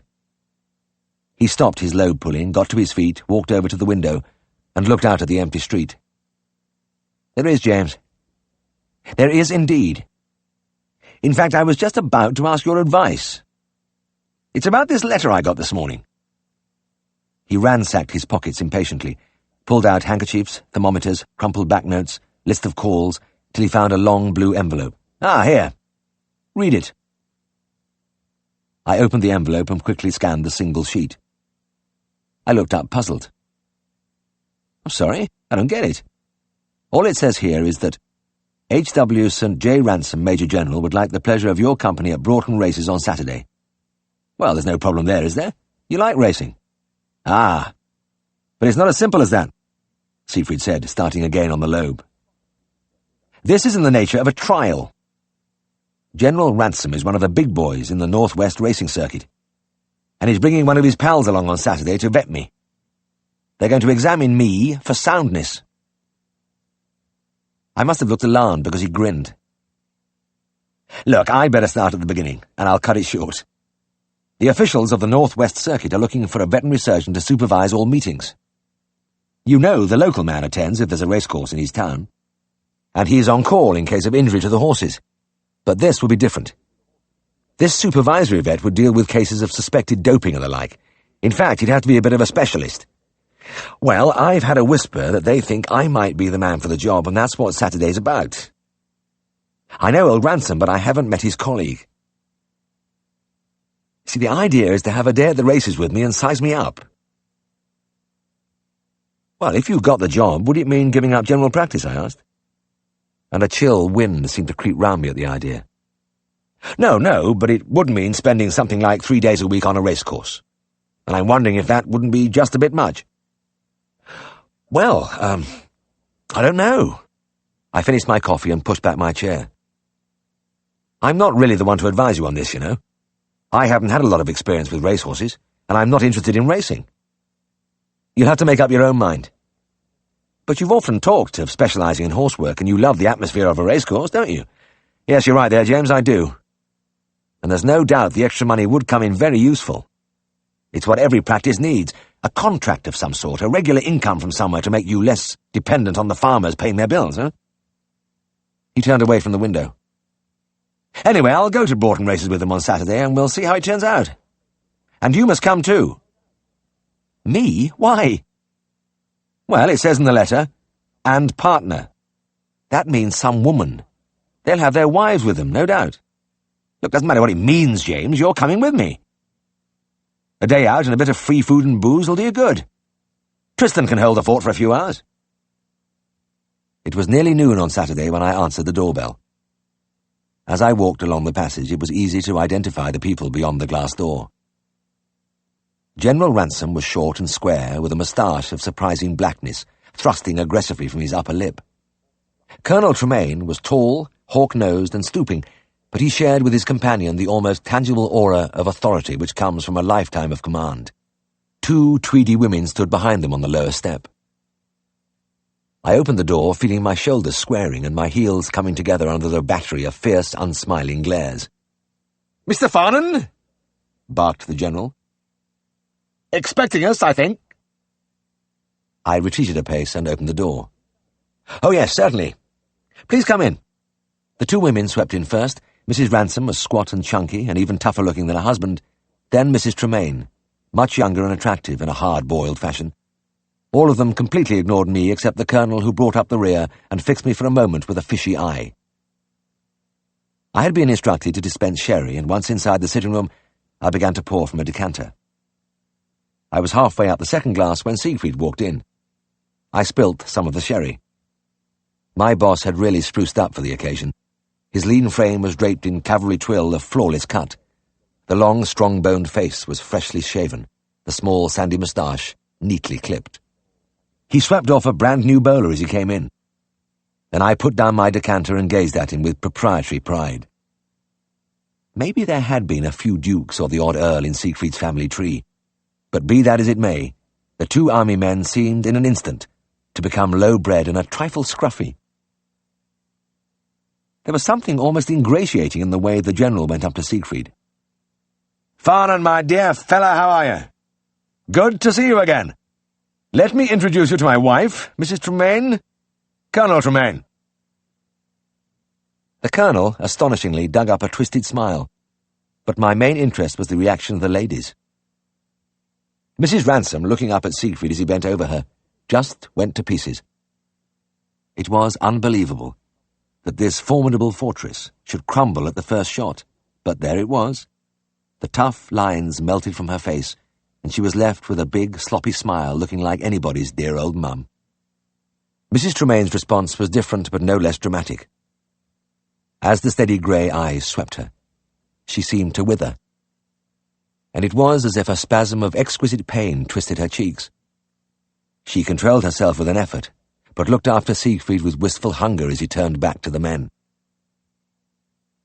I began to slosh the sherry violently into the glasses. Damn it, there it was again. The same old thing, and yet he didn't do anything, just looked at them. Hell, it wasn't fair. Sherry over, we moved outside and installed ourselves in Siegfried's Rover, on which an immaculate coach-building job had been done since the disaster of last summer. It was an impressive turnout. The car, after a morning's forced labour by Tristan with hose and leather, shone like a mirror. Siegfried, in the driver's seat, extended an elegant arm to his brother as we drove away. I couldn't help feeling that the only superfluous object was myself, squatting uncomfortably on the little let-down seat, facing the two army men who sat to attention in the back seat, their bowlers pointing rigidly to the front. Between them, Mrs. Tremaine stared wonderingly at the back of Siegfried's head. We lunched on the course. Siegfried comfortably at home with the smoked salmon, the cold chicken, and the champagne. There was no doubt he had scored a tremendous success during the meal, discussing racing knowledgeably with the men and dispensing charm equally to their wives. The tough Mrs. Ransom positively simpered as he marked her card for her. It was quite certain that if the new appointment hung upon his behaviour today, a vote at this time would have seen him home and dry. After lunch we went down to the paddock and had a look at the horses parading for the first race. I could see Siegfried expanding as he took in the scene. The jostling crowds, the shouting bookies, the beautiful animals pacing round, the jockeys, tiny, colourful, durable, chatting to the trainers out in the middle. He had got through enough champagne at lunch to sharpen his appreciation, and he was the very picture of a man who just knew he was going to have a successful day. Merriweather, the course vet, joined us to watch the first race. Siegfried knew him slightly, and they were chatting after the race when the vet wanted sign went up. A man hurried up to Merriweather. "That horse that slipped at the last bend is still down and doesn't look like getting up." The vet started for his car, which was parked in readiness near the rails. He turned towards us. "You two want to come?" Siegfried looked inquiringly at his party and received gracious nods of assent. We hurried after our colleague. Within seconds we were racing down the course towards the last bend.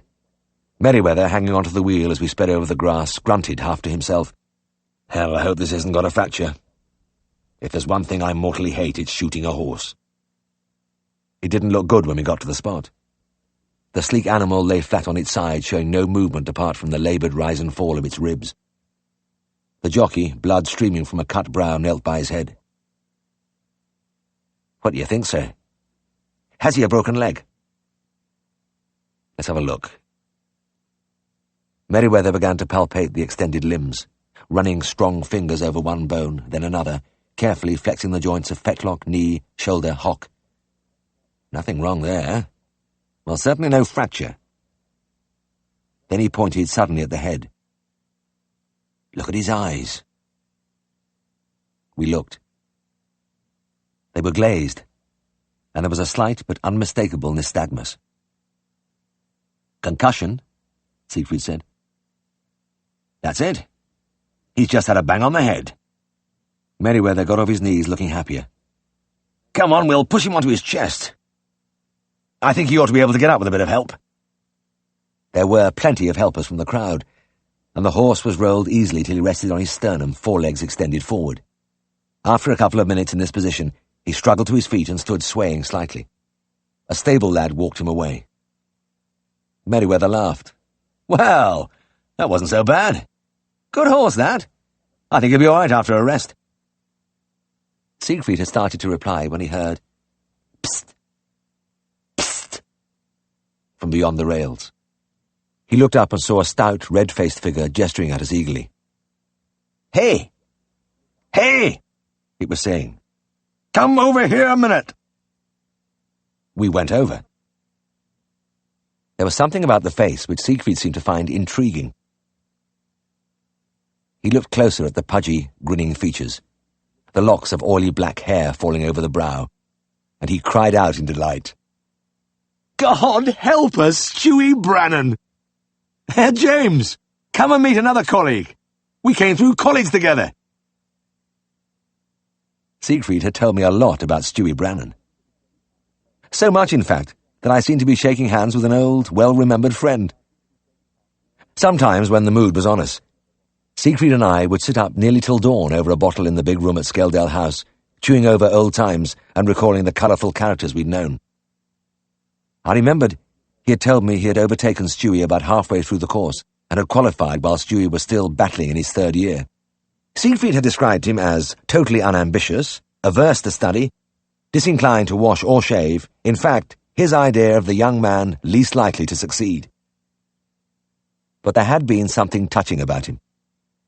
The ingenuousness of a child, a huge, all-embracing affection for his fellow humans, an impregnable cheerfulness. Siegfried called over to Merriweather. "Will you give my apologies to my friends when you go back? There's a chap here I have to see. I'll only be a few minutes." Merriweather waved, got into his car, and drove back up the course as we ducked under the rails. Siegfried seized the bulky figure by the arm. "Come on, Stewie. Where can we get a drink?" Chapter 64. We went into a long, low bar under the stand, and I experienced a slight shock of surprise. This was the 4 and 6penny end, and the amenities were rather different from the paddock. The eating and drinking was done mainly in the vertical position, and the cuisine seemed to consist largely of pies and sausage rolls. Siegfried fought his way to the bar and collected 3 whiskies. We sat down at one of the few available tables, an unstable metal-topped structure. At the next table, a sharp-faced character studied the pinken, while he took great swigs at a pint and tore savagely at a pork pie. "Now, my lad," Siegfried said. "What have you been doing for the past 6 years?" "Well, sir, let's see," said Stewie, absently downing his whisky at a gulp. "I got into finals shortly after you left, and I didn't go so bad at all, really. Pipped them both first go. But then, I had a bit of bother with surgery a couple of times, but I was launched on the unsuspecting animal population 4 years ago, yes, sir. I've been around quite a bit since then. North, south, even 6 months in Ireland. I've been trying to find a place with a living wage, you know. This 3 or 4 quid a week lark isn't much cop when you have a family to keep." "Family? You're married then?" "Not half. You remember little Meg Hamilton? I used to bring her to the college dances. We got married when I got into the final year. We've got 5 kids now, and another on the way." Siegfried choked on his whisky. 5 kids? Oh, for God's sake, Stewie! "Ah, it's wonderful, really, Siegfried. You wouldn't wonder how we managed to exist." "Well, I couldn't tell you. I don't know myself. But we've kept one jump ahead of ruin, and we've been happy too. I think we're going to be okay now. I stuck up my plate in Hensfield a few months ago, and I'm doing all right. Been able to clear the housekeeping, and that's all that matters." "Hensfield, eh?" Siegfried said. I pictured the grim West Riding town. A wilderness of decaying brick bristling with factory chimneys. It was the other Yorkshire. "Mainly small animals, I suppose." "Oh, yes. Yes. I earn my daily bread almost entirely by separating the local tomcats from their knackers, you know. Thanks to me, the feline females of Hensfield can walk the streets unmolested." Siegfried laughed, and caught the only waitress in the place lightly by the arm as she hurried by. She whipped round with a frown and an angry word, but took another look and smiled. "Yes, sir?" Siegfried looked into her face seriously for a few moments, still holding her arm. Then he spoke, quietly. "I wonder if you'd be kind enough to bring us 3 large whiskies, and keep repeating the order whenever you see our glasses are empty. Would you be able to do that?" "Certainly, sir. Of course." The waitress was over 40, but she was blushing like a young girl. Stewie's chins quivered with silent laughter. "You old bugger, Farnon. It does me good to see you haven't changed." "Really? Well, that's rather nice, isn't it? And the funny thing is, I don't think you really try." "Try? Well, try what?" "Ah, nothing. Forget it. Here's our whiskey." As the drinks kept coming, they talked and talked. I didn't butt in. I sat, listening, wrapped in a pleasant euphoria, and pushing every other glassful unobtrusively round to Stewie, who put it out of sight with a careless jerk of the wrist. As Siegfried sketched out his own progress, I was struck by the big man's total absence of envy. He was delighted to hear about the rising practice, the pleasant house, the assistant. Siegfried had described him as plump in the old days, but he was fat now, despite his hard times. And I had heard about that overcoat. It was the navy nap, which had been his only protection through the years at college. It couldn't have looked so good then, but it was a sad thing now, the seams straining to bursting by the bulging flesh. "Look, Stewie!" Siegfried fumbled uncomfortably with his glass. "Look, I'm sure you're going to do well in Hensfield, but if by some mischance things get a bit rough, I hope you wouldn't hesitate to turn to me. I'm not so far off in Darrowby, you know. In fact—" He paused and swallowed. "Are you all right now? I mean, if a few quid would help. I mean, I've got them here, and—" Stewie tossed back what must have been the 10th double whiskey, and gazed at his old friend with gentle benevolence. "You're a kind old bugger, Siegfried, but no thanks. As I said, we're clearing the housekeeping and we'll be okay. But I appreciate it. You always were kind. A strange old bugger, but kind." "Strange?" Siegfried was interested. "No, not strange. Wrong word. Different. That's it. You were as different as hell." "Different?" queried Siegfried, swallowing his whisky as if it had stopped tasting of anything a long time ago. Well, I'm sure you're wrong there, Stewie. Don't you worry your head about it, Stewie said, and reached across the table to thump his friend on the shoulder. But his judgment was way out, and instead he swept Siegfried's bowler from his head. It rolled to the feet of the man at the next table. During the conversation, I had been aware of this gentleman rushing out and trailing slowly back to resume his study of the Pinken and renew his attack on the food and drink. The man looked down at the hat. His face was a picture of misery and frustration, born of too much beer, semi-masticated pork pies, and unwise investment. Convulsively, he lashed out with a foot at the bowler and looked better immediately. The hat, deeply dented, soared back to Siegfried, who caught it and replaced it on his head with unruffled aplomb. He didn't seem in the least annoyed.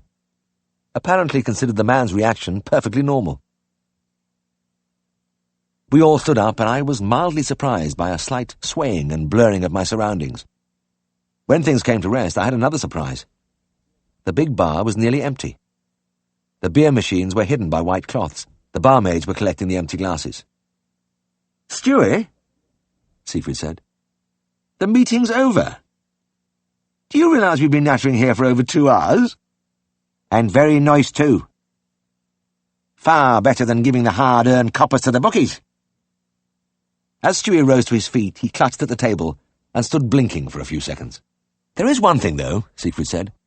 "My friends. I came here with a party, and they must be wondering where I've got to. Tell you what, Stewie, come and meet them.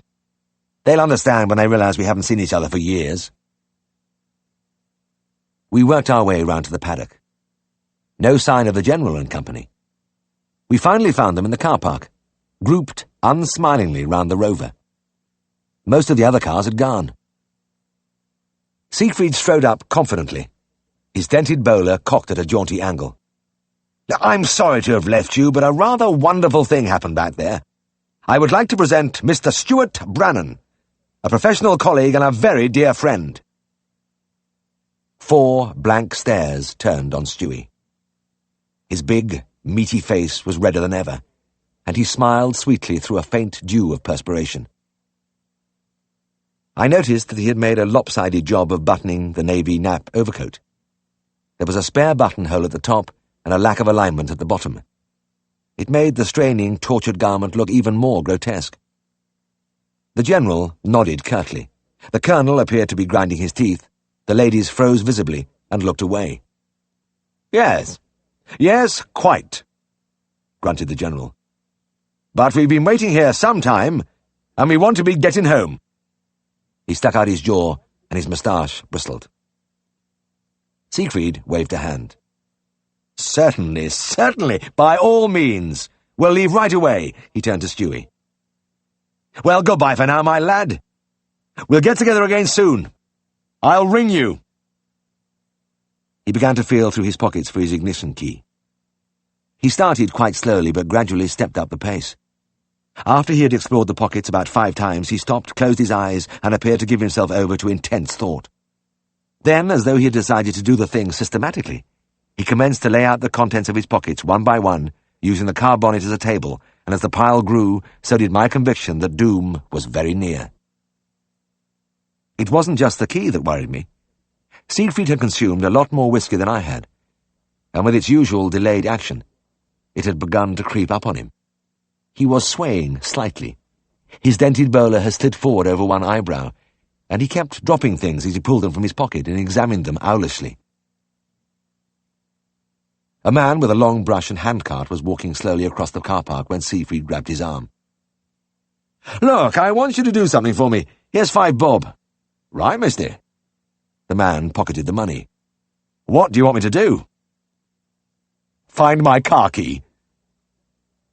The man began to peer round Siegfried's feet.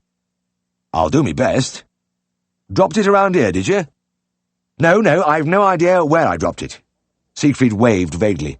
"It's somewhere on the course." The man looked blank for a moment. Then he gazed out over the acres of littered ground, the carpet of discarded race cards, torn-up tickets. He turned back to Siegfried and giggled suddenly. Then he walked away, still giggling. I stole a glance at our companions.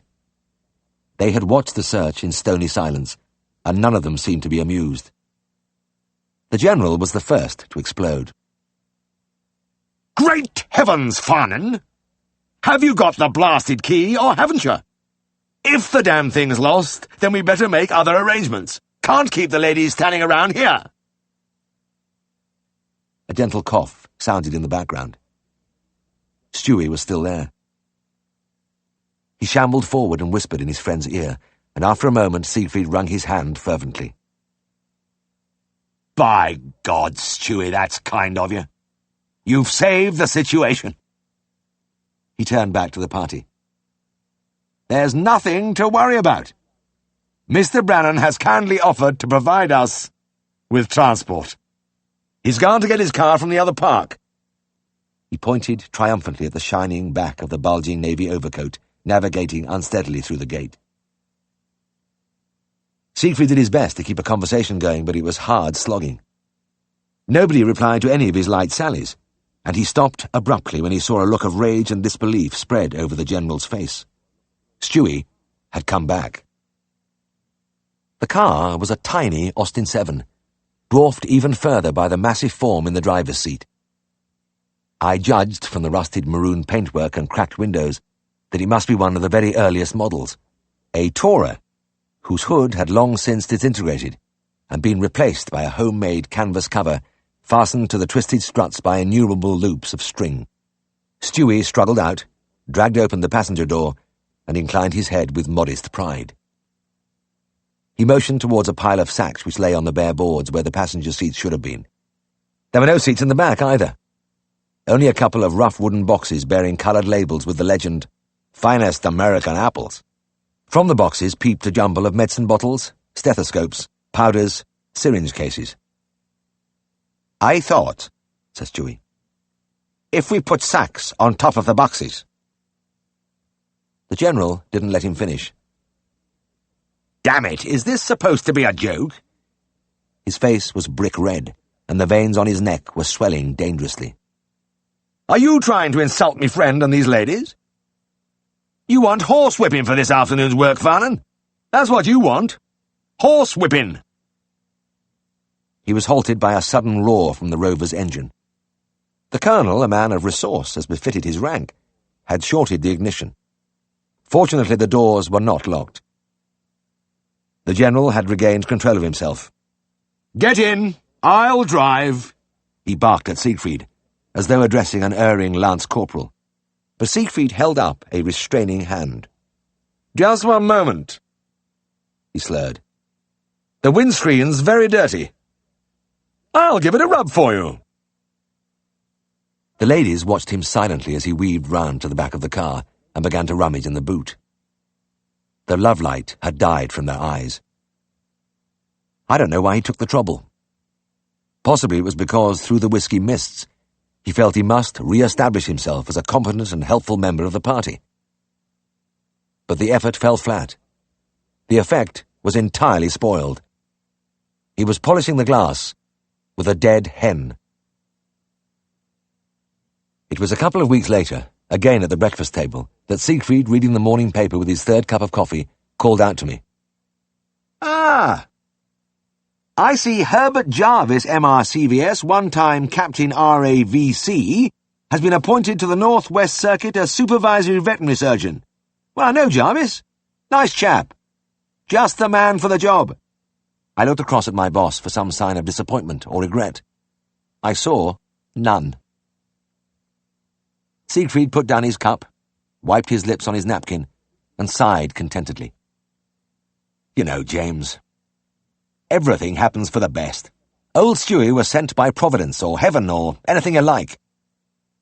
I was never meant to get that job. And I'd have been as miserable as hell if I had got it. Come on, lad.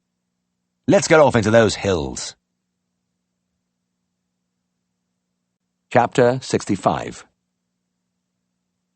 After my night at the cinema with Helen, I just seemed to drift naturally into the habit of dropping in to see her on an occasional evening. And before I knew what was happening, I had developed a pattern. Around 8 o'clock, my feet began to make of their own accord for Heston Grange. Of course, I fought the impulse. I didn't go every night. There was my work, which often occupied me round the clock. There was a feeling of propriety. And there was Mr. Alderson. Helen's father was a vague little man who had withdrawn into himself to a great extent since his wife's death a few years ago. He was an expert stockman, and his farm could compare with the best, but a good part of his mind often seemed to be elsewhere. And he had acquired some little peculiarities. When things weren't going well, he carried on long, muttered conversations with himself. But when he was particularly pleased about something, he was inclined to break into a loud, tuneless humming. It was a penetrating sound, and on my professional visits, I could often locate him by tracking down this characteristic droning among the farm buildings. At first, when I came to see Helen, I'm sure he never even noticed me. I was just one of a crowd of young men who hung around his daughter. But as time went on and my visits became more frequent, he suddenly seemed to become conscious of me and began to regard me with an interest which deepened rapidly into alarm. I couldn't blame him, really.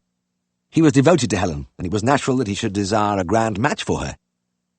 Richard Edmondson represented just that.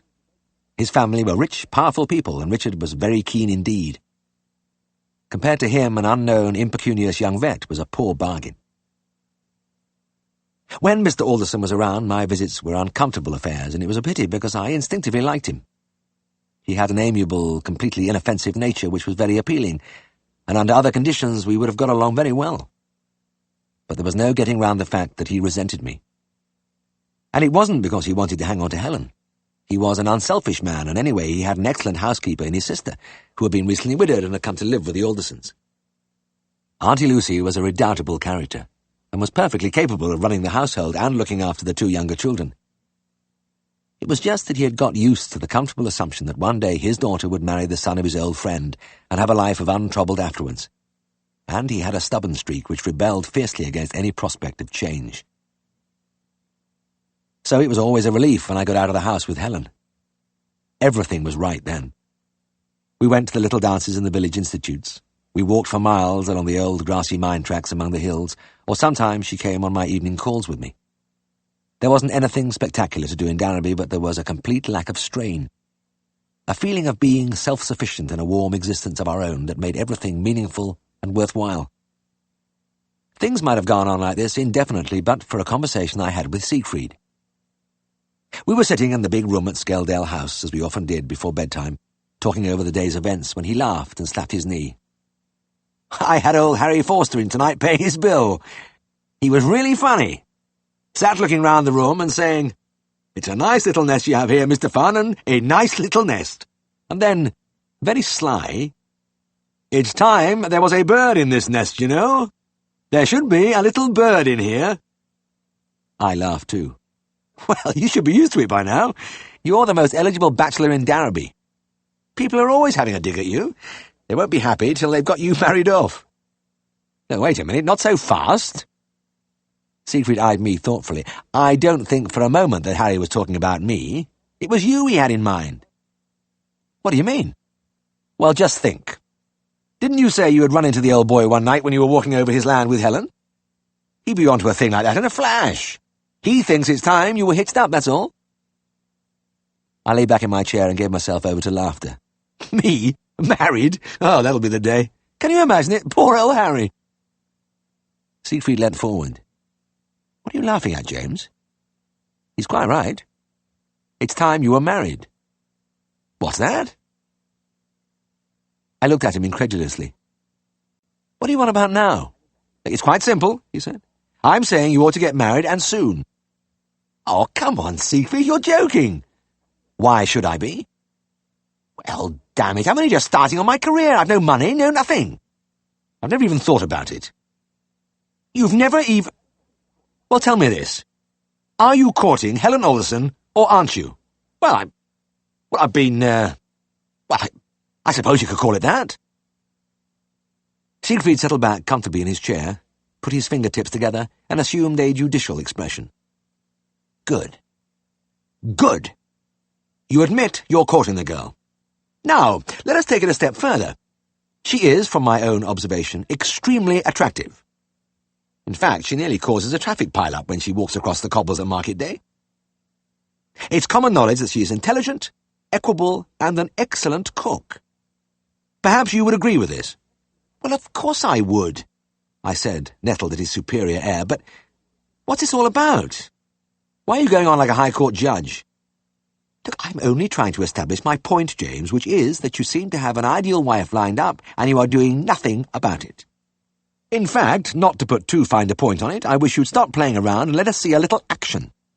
"But it's not as simple as that," I said, my voice rising. "I've told you already I'd have to be a lot better off, and anyway, give me a chance. I'd only been going to the house for a few weeks. Surely you don't start thinking of getting married as soon as that. And there's another thing. Her old man doesn't like me." Siegfried put his head on one side, and I gritted my teeth as a saintly expression began to settle on his face. "Now, my dear chap, don't get angry, but there's something I have to tell you for your own good. Caution is often a virtue, but in your case you carry it too far. It's a little flaw in your character, and it shows in a multitude of ways. In your wary approach to problems in your work, for instance, you are always too apprehensive, proceeding fearfully step by step when you should be plunging boldly ahead. You keep seeing dangers when there aren't any. You've got to learn to take a chance, to lash out a bit. As it is, you are confined to a narrow range of activity by your own doubts." "Oh, the original stick in the mud, eh? Oh, come now, James, I didn't say that, but while we're talking, there's another small point I want to bring up. I know you won't mind my saying this. Until you get married, I'm afraid I shall fail to get the full benefit of your assistance in the practice, because, frankly, you are becoming increasingly besotted and bemused to the extent that I'm sure you don't know what you're doing half the time." "What the devil are you talking about? I never heard that kindly hear me out, James. What I'm saying is perfectly true. You're walking about like a man in a dream, and you've developed a disturbing habit of staring into space when I'm talking to you. Now, there's only one cure, my boy, and it's a simple little cure, isn't it?" I shouted. "No money, no home, but leap into matrimony with a happy cry. There's not a thing to worry about." "Aha, you see, there you go again, looking for difficulties." He gave a little laugh and gazed at me with pitying affection. "No money, you say? Well, one of these days you'll be a partner here. Your plate will be out on those railings in front of the house, so you'll never be short of your daily bread. And as regards a home, look at all the empty rooms in this house. You could set up a private suite upstairs without any trouble. So that's just a piffling little detail." I ran my hand distractedly through my hair. My head was beginning to swim. "But you make it all sound so easy." "But it is easy." Siegfried shot upright in his chair. "Go out and ask that girl without further delay and get her into church before the month is out." He wagged a finger at me. "Learn to grasp the nettle of life, James. Throw off your hesitant ways and remember." He clenched his fist and struck an attitude. "There is a tide in the affairs of men, which taken at the flood—" "Okay, I said, rising wearily from my chair. "That's enough. I get the message. I'm going to bed now." And I don't suppose I'm the first person to have had his life fundamentally influenced by one of Siegfried's chance outbursts. I thought his opinions ridiculous at the time, but he planted a seed which germinated and flowered almost overnight. There is no doubt he is responsible for the fact that I was the father of a grown-up family while I was still a young man. Because when I brought the subject up with Helen, she said yes, she'd like to marry me, and we set our eyes on an early date. She seemed surprised at first. Maybe she had the same opinion of me as Siegfried, and expected it would take me a few years to get off the ground. Anyway, before I had time to think much more about it, everything was neatly settled, and I found I had made a magical transition from jeering at the whole idea to making plans for furnishing our prospective bedsitter at Skeldale House. It was a blissful time with only one cloud on the horizon, but that cloud bulked large and forbidding. As I walked hand in hand with Helen, my thoughts in the air, she kept bringing me back to earth with an appealing look. "You know, Jim, you'll really have to speak to Dad. It's time he knew." Chapter 66. I'd been warned long before I qualified that country practice was a dirty, stinking job. I had accepted the fact and adjusted myself to it, but there were times when this side of my life obtruded itself and became almost insupportable. Like now, when even after a long hot bath, I still smelt. As I hoisted myself from the steaming water, I sniffed at my arm, and there it was. The malodorous memory of that horrible cleansing at Tommy Dearlove's, striking triumphantly through all the soap and antiseptic almost as fresh and pungent as it had been at 4 o'clock this afternoon. Nothing but time would move it. But something in me rebelled at the idea of crawling into bed in this state, and I looked with something like desperation along the row of bottles on the bathroom shelf. I stopped at Mrs. Hall's bath salts, shining violent pink in their big glass jar. This was something I'd never tried before, and I tipped a small handful into the water around my feet. For a moment my head swam as the rising steam was suddenly charged with an aggressive sweetness. Then, on an impulse, I shook most of the jar's contents into the bath and lowered myself once more under the surface. For a long time I lay there smiling to myself in triumph as the oily liquid lapped around me. Not even Tommy Dearlove's cleansing could survive this treatment. The whole process had a stupefying effect on me, and I was half asleep even as I sank back on the pillow. There followed a few moments of blissful floating before a delicious slumber claimed me. And when the bedside phone boomed in my ear, the sense of injustice and personal affront was even stronger than usual. Blinking sleepily at the clock which said 1:15 a.m., I lifted the receiver and mumbled into it. But I was jerked suddenly wide awake when I recognized Mr. Alderson's voice. Candy was carving and something was wrong. Would I come right away? There has always been a "this is where I came in" feeling after a night call. And as my light swept the cobbles of the deserted marketplace, it was there again. A sense of returning to fundamentals, of really being me. The silent houses, the tight-drawn curtains, the long, empty street giving way to the stone walls of the country road, flipping endlessly past on either side. At these times, I was usually in a state of suspended animation, just sufficiently awake to steer the car in the right direction, but tonight I was fully alert, my mind ticking over anxiously.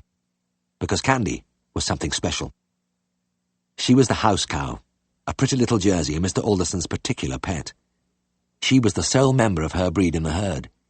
But whereas the milk from the shorthorns went into the churns to be collected by the big dairy, Candy's rich yellow offering found its way onto the family porridge every morning, or appeared heaped up on trifles and fruit pies, or was made into butter, a golden, creamy butter to make you dream. But apart from all that, Mr. Alderson just liked the animal.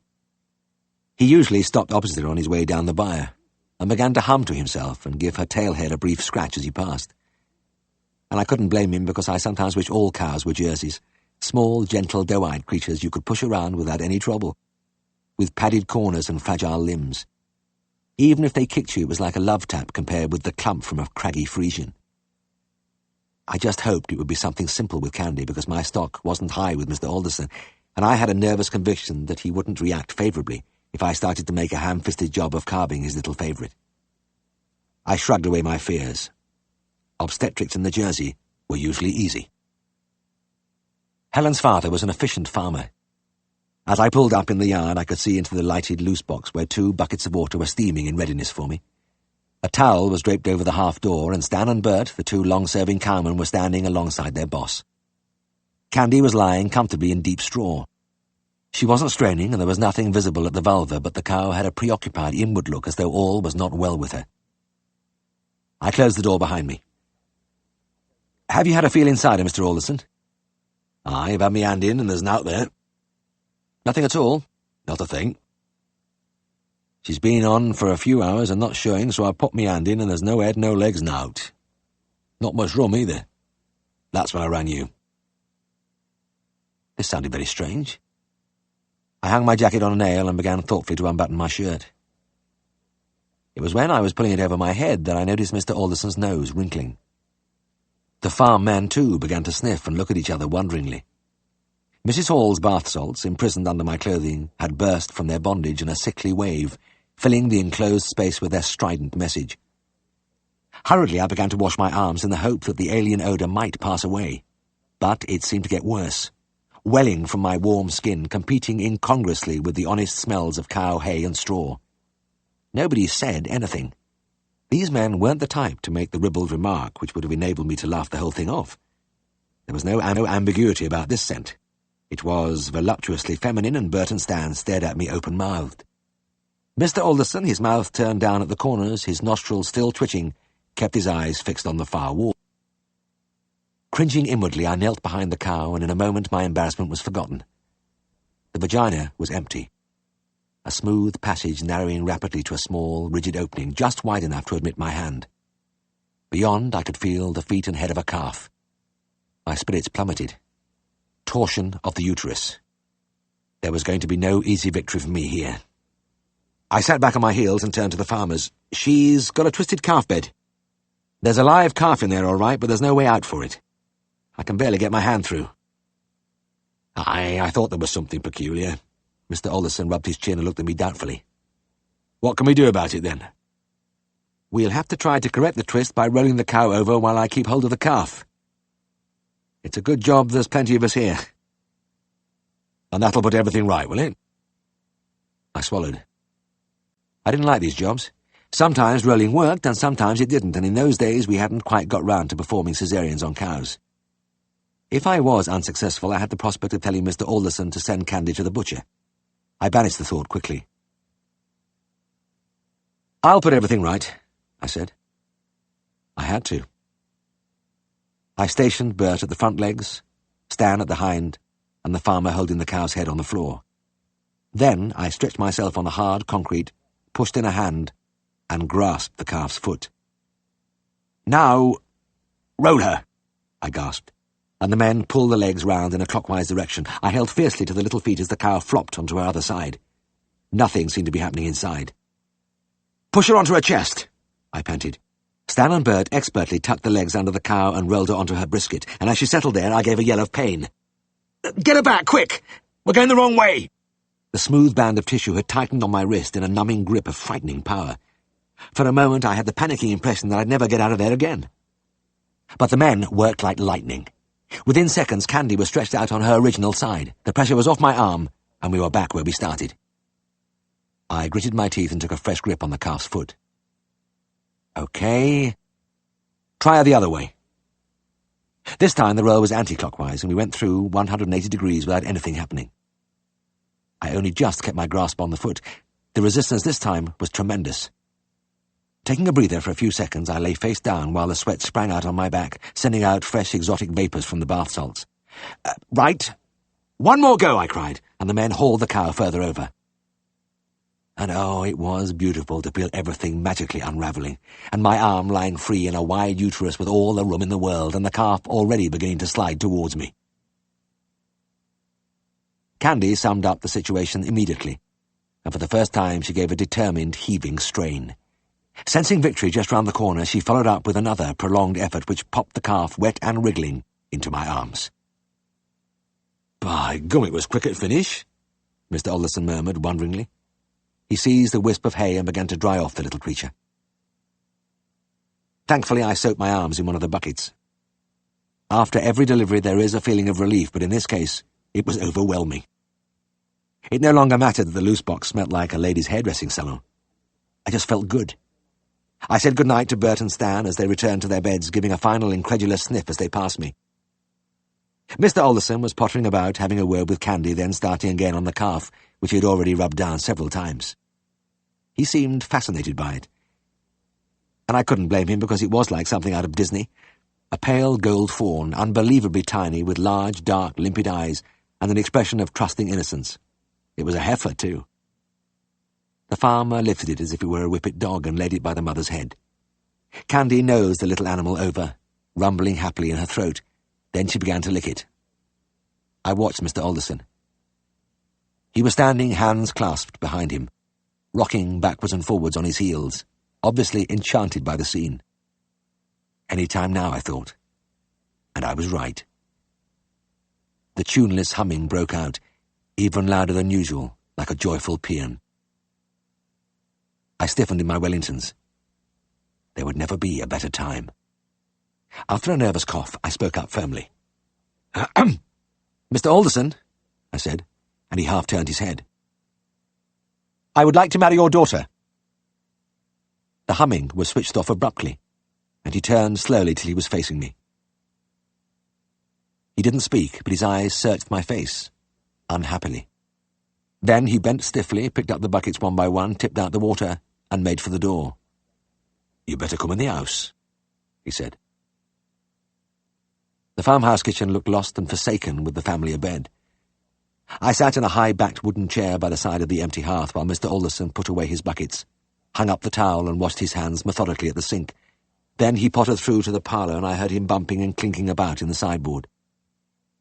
When he reappeared, he bore a tray in front of him on which a bottle of whisky and 2 glasses rattled gently. The tray lent the simple procedure an air of formality, which was accentuated by the heavy cut crystal of the glasses and the virgin, unopened state of the bottle. Mr. Alderson set the tray down on the kitchen table, which he dragged nearer to us before settling in the chair at the other side of the fireplace. Nobody said anything. I waited in the lengthening silence while he peered at the cap of the bottle like a man who had never seen one before, then unscrewed it with a slow apprehension as though he feared it might blow up in his face. Finally he poured out 2 measures with the utmost gravity and precision, ducking his head frequently to compare the levels in the 2 glasses, and with a last touch of ceremony proffered the laden tray. I took my drink and waited, expectantly. Mr. Alderson looked into the lifeless fireplace for a minute or 2. Then he directed his gaze upwards at the oil painting of the paddling cows which hung above the mantelpiece. He pursed his lips as though about to whistle, but appeared to change his mind, and, without salutation, took a gulp of his whisky, which sent him into a paroxysm of coughing from which it took him some time to recover. When his breathing had returned to normal, he sat up straight and fixed me with streaming eyes. He cleared his throat, and I felt a certain tension. "Aye, well," he said. "It's grand hay weather." I agreed with him, and he looked round the kitchen with the interested stare of a total stranger. Having completed this inspection, he took another copious swallow from his glass, grimaced, closed his eyes, shook his head violently a few times, then leant forward. "Mind you," he said, "a night's rain would do a lot of good." I gave my opinion that it undoubtedly would, and the silence fell again. It lasted even longer this time, and my host kept drinking his whisky as though he was getting used to it. And I could see it was having a relaxing effect. The strained lines on his face were beginning to smooth out, and his eyes were losing their hunted look. Nothing more was said until he had replenished our glasses, balancing the amounts meticulously again. He took a sip at his second measure, then he looked down at the rug and spoke in a small voice. "James," he said, "I had a wife in 1,000. I was so surprised I hardly knew what to say. "Yes, I know," I murmured. "I've heard a lot about her." Mr. Alderson went on, still looking down, his voice full of gentle yearning. "Yes. She was the grandest lass for miles around, and the bonniest." He looked up at me suddenly with the ghost of a smile. "Nobody thought you'd ever have a fella like me, you know. But you did." He paused and looked away. "Aye, she did." He began to tell me about his dead wife. He told me calmly, without self-pity, but with a wistful gratitude for the happiness he had known. And I discovered that Mr. Alderson was different from a lot of the farmers of his generation, because he said nothing about her being a good worker. So many of the women of those times seemed to be judged mainly on their working ability, and when I had first come to Dannerby, I had been shocked when I commiserated with a newly widowed old man. He had brushed a tear from his eye and said, "Aye, she was a grand worker." But Mr. Alderson said only that his wife had been beautiful, that she had been kind, and that he had loved her very much. He talked about Helen, too, about the things she'd said and done when she was a little girl, about how very like her mother she was in every way. He never said anything about me, but I had the feeling all the time that he meant it to concern me. And the very fact that he was talking so freely seemed a sign that the barriers were coming down. Actually, he was talking a little too freely. He was halfway down his 3rd huge whisky, and, in my experience, Yorkshiremen just couldn't take the stuff. I had seen burly 10-pint men from the local pub keel over after a mere whiff at the amber fluid, and little Mr. Alderson hardly drank at all. I was getting worried. But there was nothing I could do, so I let him ramble on happily. He was lying right back in his chair now, completely at ease, his eyes alight with his memories gazing somewhere above my head. In fact, I am convinced he had forgotten I was there, because after one long passage he dropped his eyes, caught sight of me, and stared for a moment without recognition. When he did manage to place me, it seemed to remind him of his duties as a host. But as he reached again for the bottles, he caught sight of the clock on the wall. Well, dang it. It's 4 o'clock. We've been here long enough. It's hardly worth going to bed, but I suppose we'd better have an hour or two sleep. He tipped the last of the whiskey down his throat, jumped briskly to his feet, looked around him for a few moments in a businesslike sort of way, then pitched head first with a sickening clatter among the fire irons. Frozen with horror, I started forward to help the small figure scrabbling on the hearth. But I needn't have worried, because he bounced back to his feet in a second or two and looked me in the eyes as if nothing had happened. "Well, I'd better be off," I said. "Thanks for the drink." There was no point in staying longer, as I realized that the chances of Mr. Alderson saying, "Bless you, my son," or anything like that were remote. But I had a comforting impression that all was going to be well. As I made my way to the door, the farmer made a creditable attempt to usher me out. But his direction was faulty, and he tacked helplessly away from me across the kitchen floor before collapsing against the tall dresser. From under a row of willow-patterned dinner plates, his face looked at me with simple bewilderment. I hesitated, then turned back. "I'll just walk up the stairs with you, Mr. Alderson," I said in a matter-of-fact voice, and the little man made no resistance as I took his arm and guided him towards the door in the far corner. As we creaked our way upstairs, he stumbled and would have gone down again had I not grabbed him round the waist. As I caught him, he looked up at me and grunted, "Thanks, lad," and we grinned at each other for a moment before restarting the climb. I supported him across the landing to his bedroom door, and he stood hesitating as though about to say something. But finally he just nodded to me a couple of times before ducking inside. I waited outside the door, listening in some anxiety to the bumps and thumps from within. But I relaxed as a loud, tuneless humming came through the panels. Everything most certainly was going to be all right. Chapter 67. Considering we spent our honeymoon tuberculin testing, it was a big success. It compared favourably at any rate with the experiences of a lot of people I know who celebrated this milestone in their lives by cruising for a month on sunny seas and still wrote it off as a dead loss. For Helen and me, it had all the ingredients. Laughter, fulfilment, and camaraderie. And yet it only lasted a week. And as I say, we spent it tuberculin testing. The situation had its origins one morning at the breakfast table, when Siegfried, red-eyed after a bad night with a colicky mare, was opening the morning mail. He drew his breath in sharply as a thick roll of forms fell from an official envelope. God almighty! God, look at all that testing! He smoothed out the forms on the tablecloth and read feverishly down the long list of farm premises. "And they want us to start this lot around Ellerthorpe next week without fail. It's very urgent." He glanced at me for a moment. "That's when you're getting married, isn't it?" I shifted uncomfortably in my chair. Yes, I'm afraid it is." Siegfried snatched a piece of toast from the rack and began to slap butter on it. "Well, this is just great, isn't it? The practice going mad, a week's testing right at the top of the dale, away in the back of beyond, and your wedding smack in the middle of it. You'll be drifting gaily off on your honeymoon without a care in the world, while I'm rushing around here, nearly disappearing up my own backside." He bit a piece from the toast and began to chew it worriedly. "I'm sorry, Siegfried," I said. "I didn't mean to land you in the cart like this. I couldn't know the practice was going to get so busy right now, and I never expected them to throw all this testing at us." Siegfried paused in his chewing and pointed a finger at me. "Well, that's just it, James. That's your trouble. You don't look ahead. You just go belting straight on without a thought. Even when it comes to a bloody wedding, you're not worried. Oh, no, let's get on with it, to hell with the consequences." He paused to cough up a few crumbs which he had inhaled in his agitation. "In fact, I can't see what all the hurry is. You've got all the time in the world to get married. You're just a boy, and another thing. You hardly know this girl. You've only been seeing her regularly for a few weeks." "But just a minute, you said—" "Now let me finish, James. Marriage is a very serious step, not to be embarked upon without long and serious thought. Why, in God's name, does it have to be next week? Next year would have been soon enough, and you could have enjoyed a nice long engagement, but no, you had to rush in and tie the knot, and it isn't so easily untied, you know. Oh, hell, Siegfried, this is too bad.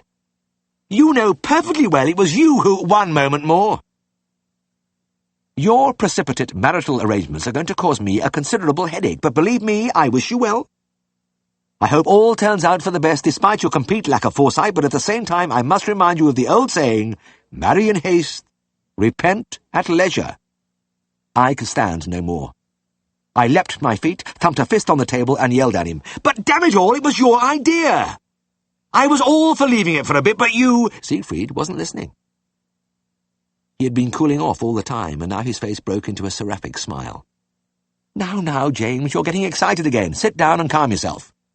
You mustn't mind my speaking to you like this. You are very young, and it's my duty. You haven't done anything wrong at all. Well, I suppose it's the most natural thing in the world for people of your age to act without thinking ahead, to jump into things with never a thought of the morrow. It's just the improvidence of youth. Siegfried was about 6 years older than me, but he had donned the mantle of the omniscient greybeard without effort. I dug my fingers into my knees and decided not to pursue the matter. I had no chance anyway, and besides, I was beginning to feel a bit worried about clearing off and leaving him snowed under with work. I got up and walked to the window where I watched old Will Varley pushing a bicycle up the street, with a sack of potatoes balanced on the handlebars as I had watched him 100 times before. Then I turned back to my employer. I had had one of my infrequent ideas. Look, Siegfried, I wouldn't mind spending my honeymoon around Ellithorpe. Oh, it's wonderful up there at this time of year, and we could stay at the Wheat Sheaf, and I could do the testing from there. He looked at me in astonishment. Spend it at Ellithorpe? And testing? Oh, it's impossible. What would Helen say? Well, she wouldn't mind. In fact, she could do the writing for me. We were only going off touring in the car, so we haven't made any plans, and anyway, it's funny, but Helen and I have often said we'd like to stay at the Wheat Sheaf sometime. There is something about that little pub. Siegfried shook his head decisively. No, James, I won't hear of it. In fact, you're beginning to make me feel guilty. I'll get through the work all right, so forget about it and go away and have a good time. No, I've made up my mind. I'm really beginning to like the idea. I scanned the list quickly. Now, I can start testing at Allen's and do all those smaller ones around there on Tuesday, get married on Wednesday and go back for the second injection and readings on Thursday and Friday. I can knock hell out of that list by the end of the week. Siegfried looked at me as though he was seeing me for the first time. He argued and protested, but for once, I got my way. I fished the ministry notification cards from the desk drawer and began to make the arrangements for my honeymoon. On Tuesday at 12 noon, I had finished testing the Allens' huge herd scattered for miles over the stark fells at the top of the dale, and was settling down with the hospitable folk for the inevitable bitter dinner. Mr. Allen was at the head of the scrubbed table, and facing me were his 2 sons, Jack, aged about 20, and Robbie, about 17. The young men were superbly fit and tough, and I'd been watching all morning in something like awe as they manhandled the wild, scattered beasts, chasing and catching tirelessly hour after hour. I had stared incredulously as Jack had run down a galloping heifer on the open moor, seized its horns and borne it slowly to the ground for me to inject. It struck me more than once that it was a pity that an Olympic selector was unlikely to stray into this remote corner of High Yorkshire. He would have found some world-beating material. I always had to stand a bit of leg-pulling from Mrs. Allen, a jolly, talkative woman. On previous visits she had ribbed me mercilessly about being a slow coach with the girls, the disgrace of having nothing better than a housekeeper to look after me. I knew she would start on me again today, but I bided my time. I had a devastating riposte up my sleeve. She had just opened the oven door, filling the room with a delectable fragrance, and as she dumped a huge slab of roast ham on the table, she looked down at me with a smile. Now then, Mr. Herriot, when are we going to get you married off? It's time you found a nice girl, you know. I'm always at you, but you take a bit of notice. She giggled as she bustled back to the cooking range for a bowl of mashed potatoes. I waited until she returned before I dropped my bombshell. As a matter of fact, Mrs. Allen, I said airily, I've decided to accept your advice. I'm getting married tomorrow. The good woman, mounding mashed potatoes onto my plate, stopped with her spoon in mid-air. Married tomorrow? Her face was a study in blank astonishment. That's right. I thought you'd be pleased. But you're coming back here to read the test on Thursday and Friday? Well, of course. I have to finish the test, haven't I? I'll be bringing my wife with me. I'm looking forward to introducing her to you. There was a silence. The young men stared at me. Mr. Allen stopped sawing at the ham and regarded me stolidly. Then his wife gave an uncertain laugh. Oh, come on! I don't believe it! You're kidding us. You'll be off on your honeymoon if you're getting married tomorrow. Mrs. Allen, I said with dignity, I wouldn't joke about a serious matter like that. Let me repeat. Tomorrow is my wedding day, and I'll be bringing my wife along on Thursday to see you. Completely deflated, she heaped our plates, and we all fell to in silence. But I knew she was in agony. She kept darting little glances at me, and it was obvious she was dying to ask me more. The boys, too, seemed intrigued. Only Mr. Allen, a tall, quiet man who I'm sure wouldn't have cared if I'd been going to rob a bank tomorrow, ploughed calmly through his food. Nothing more was said until I was about to leave. Then Mrs. Allen put a hand on my arm. You really don't mean it, do you? Her face was haggard with strain.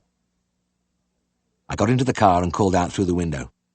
Goodbye, and thank you, Mrs. Allen. Mrs. Herriot and I will be along first thing on Thursday. I can't remember much about the wedding. It was a quiet do, and my main recollection is of desiring to get it all over with as soon as possible. I have only one vivid memory, of Siegfried just behind me in the church booming Amen at regular intervals throughout the ceremony.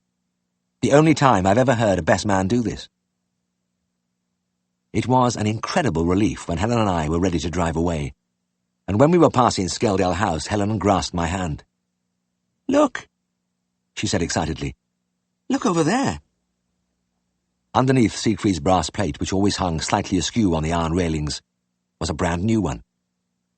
It was of the modern Bakelite type, with a black background and bold white letters which read, J. Herriot, MRCVS, Veterinary Surgeon, and it was screwed very straight and level on the metal.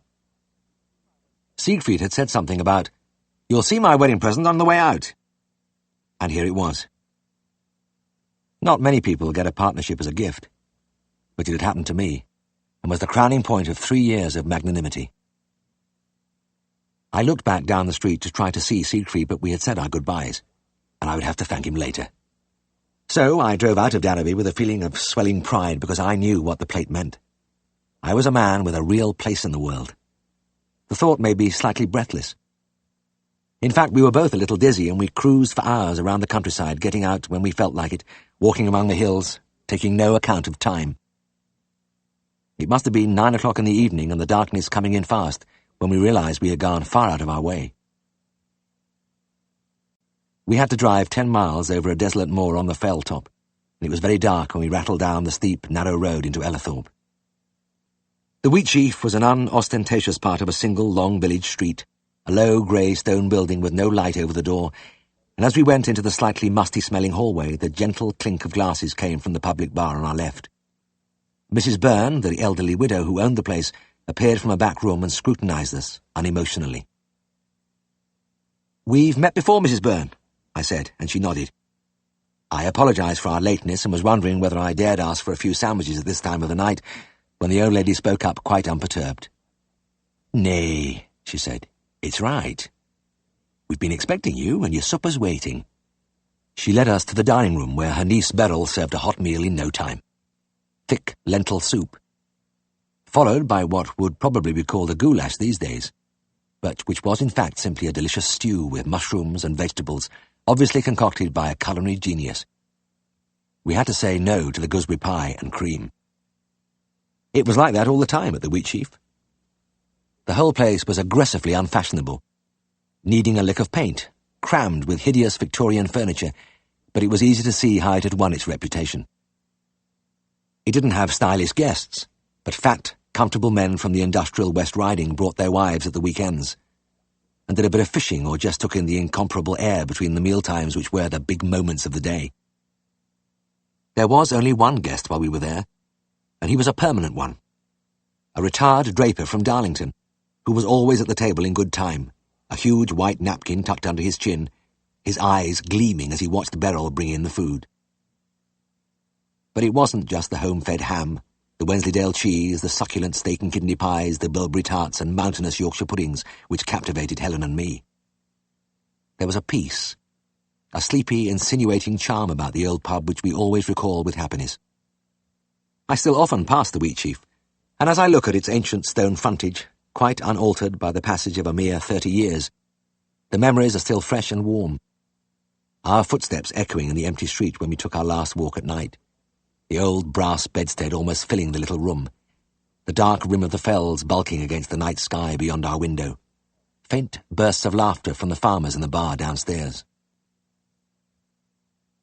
I particularly enjoyed, too, our very first morning when I took Helen to do the test at Allen's. As I got out of the car, I could see Mrs. Allen peeping round the curtains in the kitchen window. She was soon out in the yard, and her eyes popped when I brought my bride over to her. Helen was one of the pioneers of slacks in the Dales, and she was wearing a bright purple pair this morning, which would, in modern parlance, knock your eye out. The farmer's wife was partly shocked, partly fascinated, but she soon found that Helen was of the same stock as herself, and within seconds the two women were chattering busily. I judged from Mrs. Allen's vigorous head-nodding and her ever-widening smile that Helen was putting her out of her pain by explaining all the circumstances. It took a long time, and finally Mr. Allen had to break into the conversation.